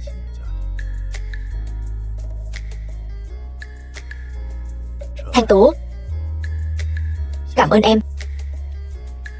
Là em và gia đình em đã cho tôi tình yêu mà tôi chưa từng có. Ai nói muốn lấy anh chứ? Chúng ta kết hôn theo hợp đồng. Lâm tiểu thư không xem hợp đồng tiền hôn nhân sao? Chỉ cần chúng ta kết hôn, toàn bộ tài sản của tôi đều là của em, bao gồm cả tôi. Anh là đồ điên. Tôi không điên, chỉ là yêu em đến nhập ma thôi. Lãnh phu nhân, mong được chiếu cố trong suốt quãng đời còn lại.